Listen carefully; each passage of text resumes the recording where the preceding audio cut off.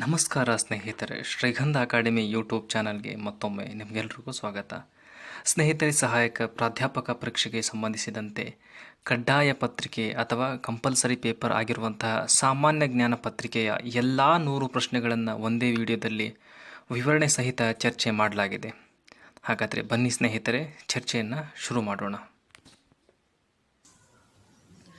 ಅಶೋಕನ ಶಾಸನಗಳು ಯಾವ ಲಿಪಿಯಲ್ಲಿ ಕೆತ್ತಲಾಗಿದೆ? ಸ್ನೇಹಿತರೆ, ಮೊದಲನೇ ಪ್ರಶ್ನೆ, ಅಶೋಕನ ಶಾಸನಗಳು ಯಾವ ಲಿಪಿಯಲ್ಲಿ ಕೆತ್ತಲಾಗಿವೆ? ಆಯ್ಕೆಗಳನ್ನು ನೋಡೋದಾದರೆ ಮಗಧಿ, ಬ್ರಾಹ್ಮಿ, ಪಾಲಿ ಮತ್ತು ದೇವನಾಗರಿ. ಸ್ನೇಹಿತರೆ, ಅಶೋಕನನ್ನು ನೋಡೋದಾದರೆ ಅಶೋಕ ಭಾರತದ ಐತಿಹಾಸಿಕ ಚಕ್ರವರ್ತಿ. ಇವನನ್ನು ಶಿಲಾಶಾಸನಗಳ ಪಿತಾಮಹ ಎಂದು ಕರೆಯುವರು. ಅಲ್ಲದೆ ಬ್ರಾಹ್ಮಿ, ಖರೋಷ್ಠಿ, ಗ್ರೀಕ್, ಅರೇಬಿಕ್ ಲಿಪಿಗಳಲ್ಲಿ ಇವನ ಶಾಸನಗಳನ್ನು ನಾವು ನೋಡ್ಬೋದು. ಕೊಟ್ಟಿರುವಂಥ ಆಯ್ಕೆಗಳಲ್ಲಿ ಬ್ರಾಹ್ಮಿ ಲಿಪಿ ಇರೋದರಿಂದ ಅಶೋಕನ ಶಾಸನಗಳು ಬ್ರಾಹ್ಮಿ ಲಿಪಿಯಲ್ಲಿ ಕೆತ್ತಲಾಗಿವೆ. ಪ್ರಶ್ನೆ ಸಂಖ್ಯೆ 2 ನೋಡೋದಾದರೆ ಹರಪ್ಪದ ಭಗ್ನಾವಶೇಷಗಳನ್ನು ಮೊದಲು ಗುರುತಿಸಿದವರು ಯಾರು? Charles mason, doctor Sahni, M wheeler ಮತ್ತು MS ವಾಟ್ಸ್ ಆಯ್ಕೆಗಳು ಕೊಟ್ಟಿದ್ದಾರೆ. ಸ್ನೇಹಿತರೆ, ಈ ಪ್ರಶ್ನೆಗೆ ಉತ್ತರ ಚಾರ್ಲ್ಸ್ ಮೇಸನ್. ಚಾರ್ಲ್ಸ್ ಮೇಸನ್ ಅವರು ಬ್ರಿಟಿಷ್ ಸೈನಿಕರಾಗಿದ್ದು ಪ್ರಾಕ್ತನ ಶಾಸ್ತ್ರದ ಬಗ್ಗೆ ಅಧ್ಯಯನ ಮಾಡಿದರು.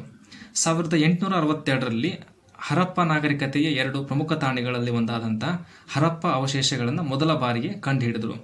ನಂತರ 1921ರಲ್ಲಿ ದಯಾರಾಮ್ ಸಹಾನಿ ಅವರು ಹರಪ್ಪ ನಾಗರಿಕತೆಯನ್ನು ಅಧಿಕೃತವಾಗಿ ಪ್ರಪಂಚಕ್ಕೆ ಪರಿಚಯ ಮಾಡಿಕೊಟ್ರು.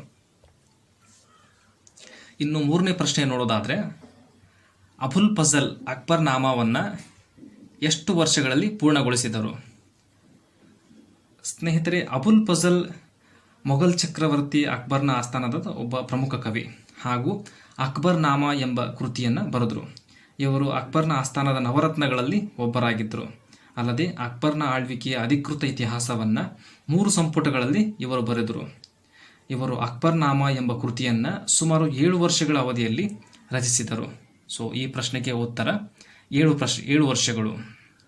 ಇನ್ನು 4ನೇ ಪ್ರಶ್ನೆ ನೋಡೋದಾದರೆ ಬೌದ್ಧ ಮತ್ತು ಜೈನ ಧರ್ಮಗಳೆರಡು ಯಾವುದಕ್ಕೆ ಒತ್ತು ನೀಡಿದವು? ದೈವ ಪೂಜೆ, ಆತ್ಮಸಮರ್ಪಣೆ, ಅಹಿಂಸೆ ಮತ್ತು ಯಾವುದೂ ಅಲ್ಲ. ಸ್ನೇಹಿತರೆ, ಜೈನ ಮತ್ತು ಬೌದ್ಧ ಧರ್ಮಗಳನ್ನು ನಾವು ನೋಡೋದಾದರೆ ಈ ಎರಡೂ ಧರ್ಮಗಳು ಸಹ ಅಹಿಂಸೆಗೆ ಹೆಚ್ಚು ಒತ್ತನ್ನು ನೀಡುತ್ತವು. ಅದು ಅಲ್ಲದೆ ಇವೆರಡೂ ಬೇರೆ ಬೇರೆ ಧರ್ಮಗಳು, ಆದರೂ ಅಹಿಂಸೆ ಪ್ರಮುಖ ಧ್ಯೇಯವಾಗಿತ್ತು. ಪ್ರಾಣಿ ಹಿಂಸೆ, ಮುಕ್ತಿ, ದೈವ ಪೂಜೆ, ಆತ್ಮಸಮರ್ಪಣೆ ಮುಂತಾದವುಗಳನ್ನು ಈ ಧರ್ಮಗಳು ನಿರಾಕರಿಸಿದವು. ಈ ಪ್ರಶ್ನೆಗೆ ಉತ್ತರ ಅಹಿಂಸೆ. ಪ್ರಶ್ನೆ ಸಂಖ್ಯೆ 5, ಭಾರತದಲ್ಲಿ ಪೋರ್ಚುಗೀಸರ ಆಳ್ವಿಕೆಯನ್ನು ಸ್ಥಾಪಿಸಿದವರು? ಸ್ನೇಹಿತರೆ, ಈ ಪ್ರಶ್ನೆಗೆ ಸರಿಯಾದ ಉತ್ತರ ಅಲ್ಬುಕರ್ಕ್. ಸ್ನೇಹಿತರೆ, ನಿಮಗೆಲ್ಲ ಗೊತ್ತಿರಬಹುದು, ವಾಸ್ಕೋ ಡಿ ಗಾಮನು ಭಾರತಕ್ಕೆ ಜಲಮಾರ್ಗವನ್ನು 1498ರಲ್ಲಿ ಕಂಡುಹಿಡಿದ. ಅಲ್ಲದೆ ಕೇರಳದ ಕಲ್ಲಿಕೋಟೆಗೆ ಬಂದು ವ್ಯಾಪಾರವನ್ನು ಶುರು ಮಾಡಿದ. ಆದರೆ ಇವನು ಸಾಮ್ರಾಜ್ಯ ಸ್ಥಾಪನೆ ಯಾವುದೇ ಒಂದು ಗುರಿಯನ್ನು ಹೊಂದಿರಲಿಲ್ಲ. ಅಲ್ಲದೆ ಅಲ್ಬುಕರ್ಕ್ ಭಾರತದಲ್ಲಿ ಪೋರ್ಚುಗೀಸರ ಸಾಮ್ರಾಜ್ಯದ ನಿರ್ಮಾಪಕ. ಅವನು ಪೋರ್ಚುಗೀಸರ ಸಾಮ್ರಾಜ್ಯವನ್ನು ದಿಯು, ದಮನ್, ಗೋವಾ, ಸಾಲ್ಸೆಟ್, ಬೆಸ್ಸಿನ್ ಹೀಗೆ ಹಲವಾರು ಕಡೆ ವಿಸ್ತರಿಸಿದ. ಈ ಕಾರಣದಿಂದಾಗಿ ಭಾರತದಲ್ಲಿ ಪೋರ್ಚುಗೀಸರ ಆಳ್ವಿಕೆಯನ್ನು ಅಧಿಕೃತವಾಗಿ ಸ್ಥಾಪಿಸಿದವರು ಅಲ್ಬುಕರ್ಕ್. ಪ್ರಶ್ನೆ ಸಂಖ್ಯೆ 6 ನೋಡೋದಾದರೆ ಭೂಮಿಯ ಸಮಭಾಜಕ ವೃತ್ತದ ಅಂದಾಜು ಪರಿಧಿ ಎಷ್ಟು? ಕೊಟ್ಟಿರುವಂಥ ಆಯ್ಕೆಗಳು 30,000 ಕಿಲೋಮೀಟರ್, 35,000 ಕಿಲೋಮೀಟರ್, 40,000 ಕಿಲೋಮೀಟರ್ ಹಾಗೂ 45,000 ಕಿಲೋಮೀಟರ್. ಸ್ನೇಹಿತರೆ, ಭೂಮಿಯ ಸಮಭಾಜಕ ವೃತ್ತದ ಸುತ್ತಳತೆ ಸುಮಾರು 40,025 ಕಿಲೋಮೀಟರ್ ಹಾಗೂ ಉತ್ತರ ಧ್ರುವದಿಂದ ದಕ್ಷಿಣ ಧ್ರುವದ ಕಡೆ ಇದರ ಸುತ್ತಳತೆ ಸುಮಾರು 40,008 ಕಿಲೋಮೀಟರ್ ಇದೆ. ಕೊಟ್ಟಿರುವಂಥ ಆಯ್ಕೆಗಳಲ್ಲಿ 40,000 ಈ ಉತ್ತರವು ಸರಿಯಾದ ಉತ್ತರ ಆಗಿರುತ್ತೆ. ಯಾಕಂದರೆ 40,025 ಕಿಲೋಮೀಟರ್ಗೆ ಹತ್ತಿರದ ಒಂದು ಸಂಖ್ಯೆ ಅಂದರೆ 40,000 ಕಿಲೋಮೀಟರ್. ಕಾರ್ಬೆಟ್ ನ್ಯಾಷನಲ್ ಪಾರ್ಕ್ ಎಲ್ಲಿದೆ? ಸ್ನೇಹಿತರೆ, ಜಿಮ್ ಕಾರ್ಬೆಟ್ ರಾಷ್ಟ್ರೀಯ ಉದ್ಯಾನವನ ಭಾರತದ ಅತ್ಯಂತ ರಾಷ್ಟ್ರೀಯ ಉದ್ಯಾನವನ. ಇದು 1936ರಲ್ಲಿ ಹೇಲಿ ರಾಷ್ಟ್ರೀಯ ಉದ್ಯಾನವನವಾಗಿ ಸ್ಥಾಪನೆಯಾಯಿತು. ಅಲ್ಲದೆ ಇದು ಉತ್ತರಾಖಂಡದ ನೈನಿತಾಲ್ ಹಾಗೂ ಗರ್ವಾಲ್ ಜಿಲ್ಲೆಯಲ್ಲಿ ಕಂಡುಬರುತ್ತೆ. ಪ್ರಸಿದ್ಧ ಬೇಟೆಗಾರ ಮತ್ತು ಪರಿಸರವಾದಿ ಜಿಮ್ ಕಾರ್ಬೆಟ್ ಅವರ ಹೆಸರನ್ನು ಈ ಉದ್ಯಾನವನಕ್ಕೆ ಇಡಲಾಗಿದೆ. ಅಲ್ಲದೆ 1972-73 ಅವಧಿಯಲ್ಲಿ ಮೊದಲ ಬಾರಿಗೆ ಟೈಗರ್ ಪ್ರಾಜೆಕ್ಟ್ ಅನ್ನು ಈ ಉದ್ಯಾನವನದಲ್ಲಿ ಪ್ರಾರಂಭಿಸಲಾಯಿತು. ಸ್ನೇಹಿತರೆ, ಈ ಪ್ರಶ್ನೆಗೆ ಸರಿಯಾದ ಉತ್ತರ ಉತ್ತರಾಖಂಡ. ಇನ್ನು 8ನೇ ಪ್ರಶ್ನೆಯನ್ನು ನೋಡೋದಾದರೆ, ಬಂಗಾಳ ಕೊಲ್ಲಿಯಲ್ಲಿ ಟ್ರೋಪಿಕಲ್ ಸೈಕ್ಲೋನ್ ಆವೃತ್ತಿ ಯಾವ ಕಾಲದಲ್ಲಿ ಹೆಚ್ಚಾಗಿರುತ್ತದೆ? ಕೊಟ್ಟಿರುವಂಥ ಆಯ್ಕೆಗಳು ಮಾನ್ಸೂನ್ ಕಾಲ, ಬೇಸಿಗೆಯ ನಂತರ, ಚಳಿಗಾಲ ಮತ್ತು ಶರತ್ಕಾಲ. ಸ್ನೇಹಿತರೆ, KEAದವರು ಬಿಟ್ಟಿರುವಂಥ ಕೀ ಆನ್ಸರ್ ಪ್ರಕಾರ ಉತ್ತರ ಶರತ್ಕಾಲ. ಆದರೆ ಹಿಂದೆ ಇದೇ ಪ್ರಶ್ನೆಯನ್ನು SSC ಎಕ್ಸಾಮಲ್ಲಿ ಕೇಳಿದಾಗ ಅವರು ನೀಡಿರ್ತಕ್ಕಂಥ ಉತ್ತರ ಬೇಸಿಗೆಯ ನಂತರ ಅಥವಾ ಆಫ್ಟರ್ ಸಮ್ಮರ್. ಏಕೆಂದರೆ ಬೇಸಿಗೆಯ ನಂತರ ಬಂಗಾಳ ಕೊಲ್ಲಿಯಲ್ಲಿ ಉಷ್ಣವಲಯದ ಚಂಡಮಾರುತಗಳ ಆವರ್ತನ ಗರಿಷ್ಠವಾಗಿರುತ್ತೆ. ಅದೇ ಸಮಯದಲ್ಲಿ ಇದು ಅಧಿಕ ಒತ್ತಡದ ಪ್ರದೇಶವಾಗಿಯೂ ಸಹಿತ ಮಾರ್ಪಡುತ್ತೆ. ಈ ಕಾರಣದಿಂದಾಗಿ ಬೇಸಿಗೆಯ ನಂತರ ಬಂಗಾಳ ಕೊಲ್ಲಿಯಲ್ಲಿ ಟ್ರೋಪಿಕಲ್ ಸೈಕ್ಲೋನ್ ಆವೃತ್ತಿ ಹೆಚ್ಚಾಗಿರುತ್ತೆ. ಮುಂದಿನ ಪ್ರಶ್ನೆ ಅಥವಾ 9ನೆಯ ಪ್ರಶ್ನೆಯನ್ನು ನೋಡೋದಾದರೆ ಸ್ನೇಹಿತರೆ, ಈ ಕೆಳಕಂಡ ನದಿಗಳನ್ನು ಪರಿಗಣಿಸಿ. ಬರಾಕ್, ಲೋಹಿತ್, ಸುಭಾನ್ಸಿರಿ. ಇವುಗಳಲ್ಲಿ ಯಾವ ನದಿ ಅಥವಾ ನದಿಗಳು ಅರುಣಾಚಲ ಪ್ರದೇಶದ ಮೂಲಕ ಹರಿಯುತ್ತವೆ? ಸ್ನೇಹಿತರೆ, ಈ 3 ನದಿಗಳನ್ನು ನಾವು ಪರಿಗಣಿಸಿದಾಗ ಈ 3 ನದಿಗಳು ಸಹಿತ ಈಶಾನ್ಯ ಭಾರತದಲ್ಲಿ ಹರಿಯುತ್ತವೆ. ಅದರಲ್ಲೂ ಲೋಹಿತ್ ಮತ್ತು ಸುಭಾನ್ಸಿರಿ ನದಿಗಳು ಅಸ್ಸಾಂ ಮತ್ತು ಅರುಣಾಚಲ ಪ್ರದೇಶ 2 ರಾಜ್ಯಗಳಲ್ಲಿ ಹರಿಯುತ್ತವೆ. ಆದರೆ ಬರಾಕ್ ನದಿಯು ಅಸ್ಸಾಂನ ಕಚಾರ್ ಜಿಲ್ಲೆಯಲ್ಲಿ ಮಾತ್ರ ಹರಿಯುತ್ತದೆ. ಈ ಕಾರಣದಿಂದಾಗಿ ಆಯ್ಕೆ 2 ಮತ್ತು 3, ಲೋಹಿತ್ ಮತ್ತು ಸುಭಾನ್ಸಿರಿ ಸರಿಯಾದ ಉತ್ತರ. ಆಪ್ಷನ್ ಬಿ 2 ಮತ್ತು 3 ಸರಿಯಾದ ಉತ್ತರ. ಇನ್ನು 10ನೇ ಪ್ರಶ್ನೆಯನ್ನು ನೋಡೋದಾದರೆ, ತಮಿಳುನಾಡು ಹೊರತುಪಡಿಸಿ ಡ್ಯಾಶ್ನಲ್ಲಿ ಲಿಗ್ನೈಟ್ ದೊರಕುತ್ತದೆ. ಸ್ನೇಹಿತರೆ, ಲಿಗ್ನೈಟ್ ಅಂತಕ್ಕಂಥದ್ದು ಒಂದು ಲೋಹ. ತಮಿಳುನಾಡು, ಪುದುಚೇರಿ, ಕೇರಳ, ಗುಜರಾತ್, ರಾಜಸ್ಥಾನ್ ಹಾಗೂ ಜಮ್ಮು ಕಾಶ್ಮೀರದಲ್ಲಿ, ಅದರಲ್ಲಿ ವಿಶೇಷವಾಗಿ ಪರ್ಯಾಯ ಪ್ರಸ್ಥಭೂಮಿಯಲ್ಲಿ ಲಿಗ್ನೈಟ್ ಅಧಿಕವಾಗಿ ದೊರೆಯುತ್ತದೆ. ಕೊಟ್ಟಿರುವ ಆಯ್ಕೆಯನ್ನು ಗಮನಿಸುವುದಾದರೆ ತಮಿಳುನಾಡಿನ ನಂತರ ಗುಜರಾತ್ನಲ್ಲಿ ಲಿಗ್ನೈಟ್ ಅತಿ ಹೆಚ್ಚು ದೊರಕುತ್ತದೆ. ಆದರೆ ಕೀ ಆನ್ಸರ್ನಲ್ಲಿ ಕೊಟ್ಟಿರುವಂತಹ ಉತ್ತರವನ್ನು ನೋಡಿದಾಗ ಗುಜರಾತ್ ಹಾಗೂ ಪಶ್ಚಿಮ ಬಂಗಾಳ ಸರಿಯಾದ ಉತ್ತರ. ಸ್ನೇಹಿತರೆ, 11ನೇ ಪ್ರಶ್ನೆಯನ್ನು ನೋಡಿದಾಗ ಈ ಕೆಳಗೆ ಕೊಟ್ಟಿರುವ ತೆರಿಗೆಗಳಲ್ಲಿ ಆರೋಹಣ ಅಥವಾ ಪ್ರೋಗ್ರೆಸಿವ್ ತೆರಿಗೆ ಯಾವುದು? ಇದಕ್ಕೆ ಸರಿಯಾದ ಉತ್ತರ ಆದಾಯ ತೆರಿಗೆ. ಸ್ನೇಹಿತರೆ, ಸಾಮಾನ್ಯವಾಗಿ ಪ್ರಗತಿಪರ ತೆರಿಗೆಯಲ್ಲಿ ಆದಾಯ ಹೆಚ್ಚಾದಂತೆ ತೆರಿಗೆಯ ಪ್ರಮಾಣವು ಕೂಡ ಹೆಚ್ಚಾಗುತ್ತದೆ. ಸೊ ಈ ಕಾರಣದಿಂದಾಗಿ ಇನ್ಕಮ್ ಟ್ಯಾಕ್ಸನ್ನು ನಾವು ಒಂದು ಪ್ರಗತಿಪರ ಅಥವಾ ಪ್ರೋಗ್ರೆಸಿವ್ ಟ್ಯಾಕ್ಸ್ ಅಂತ ಕರೀಬಹುದು. ಇನ್ನು ಮುಂದಿನ ಪ್ರಶ್ನೆ ಅಂದರೆ 12ನೇ ಪ್ರಶ್ನೆಯನ್ನು ನೋಡೋದಾದರೆ, WTOದ ಹಿಂದಿನ ಹೆಸರು. WTOದ ಹಿಂದಿನ ಹೆಸರು ಅಂದರೆ ಸ್ನೇಹಿತರೆ, WTOದ ಹಿಂದಿನ ಹೆಸರು ಗ್ಯಾಟ್ ಅಂದರೆ general agreement on trade and tariff. ವಿಶ್ವ ವ್ಯಾಪಾರ ಸಂಸ್ಥೆ ಒಂದು ಅಂತಾರಾಷ್ಟ್ರೀಯ ಸಂಸ್ಥೆ. ಇದು ರಾಷ್ಟ್ರಗಳ ನಡುವಿನ ವ್ಯಾಪಾರವನ್ನು ನಿಯಂತ್ರಣ ಮಾಡುತ್ತೆ. 1948ರಲ್ಲಿ ಇದು ಗ್ಯಾಟ್ ಎಂಬ ಹೆಸರಿನಲ್ಲಿ ಪ್ರಾರಂಭವಾಯಿತು. ಅಲ್ಲದೆ 1995 ಜನವರಿ 1ರಿಂದ ಇದು WTO ಅಂತಾರಾಷ್ಟ್ರೀಯ ಸಂಸ್ಥೆಯಾಗಿ ಬದಲಾಯಿತು. ಇದರ ಹೆಡ್ ಆಫೀಸ್ ಅಥವಾ ಪ್ರಧಾನ ಕಚೇರಿ ಸ್ವಿಟ್ಜರ್ಲ್ಯಾಂಡಿನ ಜಿನೆವಾದಲ್ಲಿದೆ ಹಾಗೂ ಪ್ರಸ್ತುತ 164 ಸದಸ್ಯ ರಾಷ್ಟ್ರಗಳನ್ನು ಇದು ಹೊಂದಿದೆ. 13ನೇ ಪ್ರಶ್ನೆಯನ್ನು ನೋಡೋದಾದರೆ ಸ್ನೇಹಿತರೆ, 13ನೇ ಪ್ರಶ್ನೆ, 13ನೇ ಹಣಕಾಸು ಆಯೋಗದ ಅಧ್ಯಕ್ಷರು ಯಾರು? Chairman of the 13th finance commission is. ಸ್ನೇಹಿತರೆ, 13ನೇ ಹಣಕಾಸು ಆಯೋಗದ ಅಧ್ಯಕ್ಷರು ವಿಜಯ್ ಎಲ್ ಕೇಲ್ಕರ್. ಇನ್ನು ಹಣಕಾಸು ಆಯೋಗದ ಬಗ್ಗೆ ನೋಡೋದಾದರೆ, ಭಾರತೀಯ ಹಣಕಾಸು ಆಯೋಗವನ್ನು ಸಂವಿಧಾನದ 280ನೇ ವಿಧಿಯ ಅಡಿಯಲ್ಲಿ 1951ರಲ್ಲಿ ಸ್ಥಾಪನೆ ಮಾಡಲಾಯಿತು. ಅಲ್ಲದೆ ಭಾರತದ ಕೇಂದ್ರ ಸರ್ಕಾರ ಮತ್ತು ರಾಜ್ಯ ಸರ್ಕಾರಗಳ ನಡುವಿನ ಆರ್ಥಿಕ ಸಂಬಂಧಗಳನ್ನು ವ್ಯಾಖ್ಯಾನಿಸುವ ಉದ್ದೇಶದಿಂದ ಈ ಒಂದು ಹಣಕಾಸು ಆಯೋಗವನ್ನು ಪ್ರಾರಂಭಿಸಿದರು. ಇದರ ಮೊದಲ ಅಧ್ಯಕ್ಷರು KC ನಿಯೋಗಿ, ಇದರ 13ನೇ ಅಧ್ಯಕ್ಷರು ವಿಜಯ್ ಎಲ್ ಕೇಲ್ಕರ್ ಹಾಗೂ 14ನೇ ಅಧ್ಯಕ್ಷರು YV ರೆಡ್ಡಿ ಮತ್ತು ಪ್ರಸ್ತುತ ಹಾಗೂ 15ನೇ ಅಧ್ಯಕ್ಷರು ನಂದ್ ಕಿಶೋರ್ ಸಿಂಗ್. ಇನ್ನು 14ನೆಯ ಪ್ರಶ್ನೆ ನೋಡೋದಾದರೆ, ಸಮಾನಾಂತರ ಆರ್ಥಿಕತೆ ಅಥವಾ ಕಪ್ಪು ಹಣದ ಇರುವಿಕೆ ಇದು ಏನನ್ನು ಸೂಚಿಸುತ್ತೆ ಅಂತ ಈ ಪ್ರಶ್ನೆಯನ್ನು ಕೇಳಿದ್ದಾರೆ ಸ್ನೇಹಿತರೆ. ಈ ಪ್ರಶ್ನೆಯ ಉತ್ತರ ಹಣಕಾಸು ನೀತಿಯನ್ನು ಕಡಿಮೆ ಪರಿಣಾಮಕಾರಿಯಾಗಿ ಮಾಡುತ್ತದೆ. ಯಾಕಂದರೆ ಕಪ್ಪು ಹಣ ಅಥವಾ ಲೆಕ್ಕವಿಲ್ಲದಷ್ಟು ಹಣವನ್ನು ಆಧರಿಸಿದ ಸಮಾನಾಂತರ ಆರ್ಥಿಕತೆ ಭಾರತದಂಥ ಆರ್ಥಿಕತೆಗೆ ಒಂದು ದೊಡ್ಡ ಅಪಾಯ, ಅಲ್ಲದೆ ಸರ್ಕಾರಕ್ಕೆ ತೆರಿಗೆ ಆದಾಯದಲ್ಲಿ ದೊಡ್ಡ ನಷ್ಟಕ್ಕೆ ಕಾರಣವಾಗುತ್ತದೆ. ಇನ್ನು 15ನೆಯ ಪ್ರಶ್ನೆ ಸಂಖ್ಯೆಯನ್ನು ನೋಡಿದಾಗ, ದಲಾಲ್ ಸ್ಟ್ರೀಟ್ ಈಸ್ ಸಿಚುಯೇಟೆಡ್ ಅಟ್ ಅಂದರೆ ದಲಾಲ್ ಸ್ಟ್ರೀಟ್ ಡ್ಯಾಶ್ನಲ್ಲಿದೆ. ಕೊಟ್ಟಿರುವಂಥ ಆಯ್ಕೆಗಳನ್ನು ನೋಡೋದಾದರೆ ಪ್ಯಾರಿಸ್, ಲಂಡನ್, ಮುಂಬೈ ಮತ್ತು ನ್ಯೂ ಡೆಲ್ಲಿ. ಸ್ನೇಹಿತರೆ, ದಲಾಲ್ ಸ್ಟ್ರೀಟ್ ಮುಂಬೈಯಲ್ಲಿದೆ. ಅಲ್ಲದೆ ಇಲ್ಲಿ ಬಾಂಬೆ ಸ್ಟಾಕ್ ಎಕ್ಸ್ಚೇಂಜ್ ಸೇರಿದಂತೆ ಹಲವಾರು ಹಣಕಾಸು ಸಂಸ್ಥೆಗಳು ಇದೇ ಜಾಗದಲ್ಲಿ ಇವೆ. ಇನ್ನು 16ನೇ ಪ್ರಶ್ನೆ ಸಂಖ್ಯೆಯನ್ನು ನೋಡಿದಾಗ ಅನುಪಾತ ಪ್ರಾತಿನಿಧ್ಯ ಅಂದರೆ ಪ್ರಾಪೋರ್ಷನಲ್ ರೆಪ್ರೆಸೆಂಟೇಷನ್ ವಿಧಾನವನ್ನು ಡ್ಯಾಶ್ ಚುನಾವಣೆಯಲ್ಲಿ ಬಳಸಲಾಗುತ್ತದೆ. ಪ್ರಧಾನಮಂತ್ರಿ, ಭಾರತದ ರಾಷ್ಟ್ರಪತಿಗಳು, ಭಾರತದ ಮುಖ್ಯ ನ್ಯಾಯಾಧೀಶರು, ರಾಜ್ಯಪಾಲರು ಕೊಟ್ಟಿರುವಂಥ ಆಯ್ಕೆಗಳು. ಸ್ನೇಹಿತರೆ, ಈ ಪ್ರಶ್ನೆಗೆ ಸರಿಯಾದ ಉತ್ತರ ಭಾರತದ ರಾಷ್ಟ್ರಪತಿಗಳು. ಸ್ನೇಹಿತರೆ, ಭಾರತದ ರಾಷ್ಟ್ರಪತಿಗಳನ್ನು ಚುನಾಯಿಸುವಾಗ ಪ್ರಮಾಣಾನುಗುಣ ಪ್ರಾತಿನಿಧ್ಯ ವಿಧಾನವನ್ನು ಬಳಸಲಾಗುತ್ತದೆ. ಇವರ ಚುನಾವಣೆಯಲ್ಲಿ ವಿಧಾನಸಭೆ, ಲೋಕಸಭೆ ಮತ್ತು ರಾಜ್ಯಸಭೆಯ ಚುನಾಯಿತ ಪ್ರತಿನಿಧಿಗಳು ಭಾಗವಹಿಸುವರು. ಇದನ್ನು ಎಲೆಕ್ಟ್ರಲ್ ಕಾಲೇಜ್ ಅಂತಲೂ ಕರೆಯುವರು. ಇನ್ನು ರಾಷ್ಟ್ರಪತಿಯವರನ್ನು ಮಹಾಭಿಯೋಗ ಅಥವಾ ಇಂಪೀಚ್ಮೆಂಟ್ ಪ್ರಕ್ರಿಯೆ ಮೂಲಕ ತೆಗೆದುಹಾಕುವರು. ಇನ್ನು ಸಂವಿಧಾನದ 55ನೇ ವಿಧಿಯು ರಾಷ್ಟ್ರಪತಿ ಚುನಾವಣೆಯ ಬಗ್ಗೆ ತಿಳಿಸುತ್ತದೆ. ಇನ್ನು ಮುಂದಿನ ಪ್ರಶ್ನೆ ಅಂದರೆ 17ನೇ ಪ್ರಶ್ನೆ ನೋಡಿದಾಗ ಭಾರತದಲ್ಲಿ ಪಂಚಾಯತ್ ರಾಜ್ ಸಂಸ್ಥೆಗಳನ್ನು ಸಂವಿಧಾನದ ಡ್ಯಾಶ್ ನಿರ್ದೇಶನಗಳನ್ವಯ ಸ್ಥಾಪಿಸಲಾಗಿದೆ. ಕೊಟ್ಟಿರುವಂತಹ ಆಯ್ಕೆಗಳು ಫೆಡರಲಿಸಮ್, ನಿರ್ದೇಶಕ ತತ್ವಗಳು, ಪೀಠಿಕೆ ಮತ್ತು ಮೂಲಭೂತ ಹಕ್ಕುಗಳು. ಸ್ನೇಹಿತರೆ, ಈ ಪ್ರಶ್ನೆಗೆ ಸರಿಯಾದ ಉತ್ತರ ರಾಜ್ಯ ನಿರ್ದೇಶಕ ತತ್ವಗಳು ಅಥವಾ ನಿರ್ದೇಶಕ ತತ್ವಗಳು.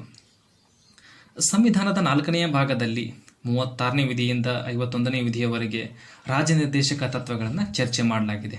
ಅಲ್ಲದೆ ಸಂವಿಧಾನದ 40ನೇ ವಿಧಿಯು ಪಂಚಾಯತ್ ರಾಜ್ ವ್ಯವಸ್ಥೆಯನ್ನು ಕುರಿತು ಹೇಳುತ್ತದೆ. ಈ ಮೂಲಕ ಪಂಚಾಯತ್ ವ್ಯವಸ್ಥೆಯನ್ನು ಸ್ವಯಂ ಸರ್ಕಾರದ ಘಟಕಗಳಾಗಿ ಕಾರ್ಯನಿರ್ವಹಿಸಲು ಅನುವು ಮಾಡಿಕೊಡಲಾಗುತ್ತೆ. ಇನ್ನು 18ನೆಯ ಪ್ರಶ್ನೆಯನ್ನು ನೋಡೋದಾದರೆ ಸ್ನೇಹಿತರೆ, ಭಾರತದ ಒಂದು ರಾಜ್ಯದ ವಿಧಾನಸಭೆಯ ಸ್ಪೀಕರ್ ಆಗಿ ಆಯ್ಕೆಯಾದಂತಹ ಪ್ರಥಮ ಮಹಿಳೆ. ಕೊಟ್ಟಿರುವಂತಹ ಆಯ್ಕೆಗಳು ವಿಜಯಲಕ್ಷ್ಮಿ ಪಂಡಿತ್, ಶನ್ನೋದೇವಿ, ಸುಚೇತಾ ಕೃಪಲಾನಿ ಮತ್ತು ರಾಜ್ಕುಮಾರಿ ಅಮೃತ್ ಕೌರ್. ಸ್ನೇಹಿತರೆ, ಈ ಪ್ರಶ್ನೆಗೆ ಸರಿಯಾದಂತಹ ಉತ್ತರ ಶನ್ನೋದೇವಿ. ಯಾಕಂದರೆ ಶನ್ನೋದೇವಿ ಅವರು ಭಾರತದ ರಾಜ್ಯವೊಂದರ ಮೊದಲ ಮಹಿಳಾ ಸ್ಪೀಕರ್. ಇವರು 1966ರಿಂದ 67ರ ಅವಧಿಯಲ್ಲಿ ಪಂಜಾಬ್ ವಿಧಾನಸಭೆಯ ಸ್ಪೀಕರ್ ಆಗಿ ಕಾರ್ಯವನ್ನು ನಿರ್ವಹಿಸಿದ್ದರು. 19ನೆಯ ಪ್ರಶ್ನೆ ನೋಡೋದಾದರೆ the parliament has no power to get removal of ಅಂದರೆ ಪಾರ್ಲಿಮೆಂಟ್ಗೆ ಡ್ಯಾಶ್ ಅವರನ್ನು ವಜಾಗೊಳಿಸಲು ಅಧಿಕಾರ ಇರುವುದಿಲ್ಲ. ಕೊಟ್ಟಿರುವಂತಹ ಆಯ್ಕೆಗಳು ಕಂಟ್ರೋಲರ್ ಆ್ಯಂಡ್ ಆಡಿಟರ್ ಜನರಲ್, ಸರ್ವೋಚ್ಚ ನ್ಯಾಯಾಲಯದ ನ್ಯಾಯಾಧೀಶರು, UPSC ಚೇರ್ಮನ್ ಹಾಗೂ ಉಚ್ಚ ನ್ಯಾಯಾಲಯದ ನ್ಯಾಯಾಧೀಶರು. ಸ್ನೇಹಿತರೆ, ಈ ಪ್ರಶ್ನೆಗೆ ಸರಿಯಾದಂಥ ಉತ್ತರ UPSC ಚೇರ್ಮನ್. ಯಾಕಂದರೆ ಈ ಪ್ರಶ್ನೆಯನ್ನು ನೋಡೋದಾದರೆ UPSC ಅಧ್ಯಕ್ಷರು ಅಥವಾ ಸದಸ್ಯರನ್ನು ರಾಷ್ಟ್ರಪತಿಗಳು ಮಾತ್ರ ತೆಗೆದುಹಾಕಬಹುದು. ಅಲ್ಲದೆ ಇವರನ್ನು ತೆಗೆದುಹಾಕಲಿಕ್ಕೆ ಆರ್ಟಿಕಲ್ 317ರಲ್ಲಿ ಮಾಹಿತಿಯನ್ನು ನೀಡಿರುತ್ತಾರೆ. ಅಲ್ಲದೆ ಇವರನ್ನು ತೆಗೆದುಹಾಕಲು ಸಂಸತ್ತಿನಲ್ಲಿ ಮತದಾನದ ಅಗತ್ಯ ಇರೋದಿಲ್ಲ. ಆದರೆ ಉಳಿದಂತಹ ಈ 3 ಅಂದರೆ ಕಂಟ್ರೋಲರ್, ಆಡಿಟರ್ ಜನರಲ್, ಸರ್ವೋಚ್ಚ ನ್ಯಾಯಾಲಯದ ನ್ಯಾಯಾಧೀಶರು ಮತ್ತು ಉಚ್ಚ ನ್ಯಾಯಾಲಯದ ನ್ಯಾಯಾಧೀಶರನ್ನು ತೆಗೆದುಹಾಕಬೇಕಂದ್ರೆ ಸಂಸತ್ತಿನಲ್ಲಿ ಮತದಾನದ ಅಗತ್ಯ ಇರುತ್ತದೆ. ಮುಂದಿನ ಪ್ರಶ್ನೆ 20ನೇ ಪ್ರಶ್ನೆಯನ್ನು ನೋಡೋದಾದರೆ ಒಂದು ಮಸೂದೆ ಕಾಯ್ದೆಯಾಗುವ ಮೊದಲು ಈ ಕೆಳಕಂಡ ಹಂತಗಳ ಮೂಲಕ ಸರಿಯಾದ ಅನುಕ್ರಮದಲ್ಲಿ ಸಾಗುತ್ತದೆ. ಮೊದಲು ಅದನ್ನು ಯಾವ ರೀತಿ ಕೊಟ್ಟಿದ್ದಾರೆ ನೋಡೋಣ ಸ್ನೇಹಿತರೆ. ರಾಜ್ಯದ ಸರ್ಕಾರದ ರಾಜ್ಯಪತ್ರದಲ್ಲಿ ಅಂದರೆ ಅಫಿಷಿಯಲ್ ಗೆಜೆಟ್ನಲ್ಲಿ ಪ್ರಕಟಗೊಳಿಸುವುದು. 2ನೇದು ತಿದ್ದುಪಡಿಗಳನ್ನು ಒಪ್ಪಿ ಮಾಡುವುದು. 3ನೇದು ಜಂಟಿ ಸಮಿತಿಗೆ ಒಪ್ಪಿಸುವುದು. ಹಾಗೂ 4ನೇದು ರಾಷ್ಟ್ರಪತಿಗಳ ಒಪ್ಪಿಗೆ ಪಡೆಯುವುದು. ಇದನ್ನು ಸರಿಯಾದ ರೀತಿಯಲ್ಲಿ ನಾವು ಹೊಂದಿಸಿದಾಗ ಮೊದಲು ಬರ್ತಕ್ಕಂಥದ್ದು ಸರ್ಕಾರದ ರಾಜ್ಯಪತ್ರದಲ್ಲಿ ಪ್ರಕಟಗೊಳಿಸುವುದು, ನಂತರದ್ದು ಜಂಟಿ ಸಮಿತಿಗೆ ಒಪ್ಪಿಸುವುದು, 3ನೇದು ತಿದ್ದುಪಡಿಗಳನ್ನು ಒಪ್ಪಿ ಮಾಡುವುದು ಹಾಗೂ 4ನೇದು ರಾಷ್ಟ್ರಪತಿಗಳ ಒಪ್ಪಿಗೆಯನ್ನು ಪಡೆಯುವುದು. ಸ್ನೇಹಿತರೆ, ಈ ಪ್ರಶ್ನೆಗೆ ಸಂಬಂಧಿಸಿದಂತೆ ಆಯ್ಕೆ ಬಿ ಸರಿಯಾಗಿದೆ. ಪ್ರಶ್ನೆ ಸಂಖ್ಯೆ 21 ನೋಡೋದಾದರೆ ಹೊಟ್ಟೆಯ ಎಕ್ಸ್ರೇ ಪರೀಕ್ಷೆಗೆ ಮೊದಲು ಒಬ್ಬ ರೋಗಿಗೆ ಬೇರಿಯಂ ಅನ್ನು ಸೂಕ್ತ ರೂಪದಲ್ಲಿ ನೀಡಲಾಗುತ್ತದೆ ಏಕೆಂದರೆ. ಸ್ನೇಹಿತರೆ, ಬೇರಿಯಂ ಎಕ್ಸ್ರೇಯನ್ನು ಉತ್ತಮವಾಗಿ ಹೀರಿಕೊಳ್ಳುತ್ತದೆ. ಆದ್ದರಿಂದ ಚಿತ್ರದಲ್ಲಿನ ಇತರೆ ಭಾಗಗಳಿಗಿಂತ ಹೊಟ್ಟೆಯ ಭಾಗ ಸ್ಫುಟವಾಗಿ ಕಾಣುತ್ತದೆ. ಅಲ್ಲದೆ ಎಕ್ಸ್ರೇಗಳು ಬೇರಿಯಂ ಮೂಲಕ ಹಾದು ಹೋಗುವುದಿಲ್ಲ. ಈ ಕಾರಣದಿಂದಾಗಿ ಬೇರಿಯಂ ಅನ್ನು ಎಕ್ಸ್ರೇ ಪರೀಕ್ಷೆಯಲ್ಲಿ ಬಳಸಲಾಗುತ್ತದೆ. ಈ ಪ್ರಶ್ನೆಗೆ ಸರಿಯಾದ ಉತ್ತರ ಆಪ್ಷನ್ ಸಿ. ಇನ್ನು ನಂತರದ ಪ್ರಶ್ನೆ ಸಂಖ್ಯೆ 22 ನೋಡುವುದಾದರೆ ಕೆಳಗಿನವುಗಳಲ್ಲಿ ಯಾವುವು ನಿರ್ವಾತದಲ್ಲೂ ಪ್ರವಹಿಸಬಲ್ಲವು? Which of the following waves can propagate in vacuum? Radio ಅಲೆಗಳು, ಬೆಳಕಿನ ಅಲೆಗಳು, ಎಕ್ಸ್ರೇಗಳು ಹಾಗೂ ಶ್ರವಣಾತೀತ ಅಲೆಗಳು.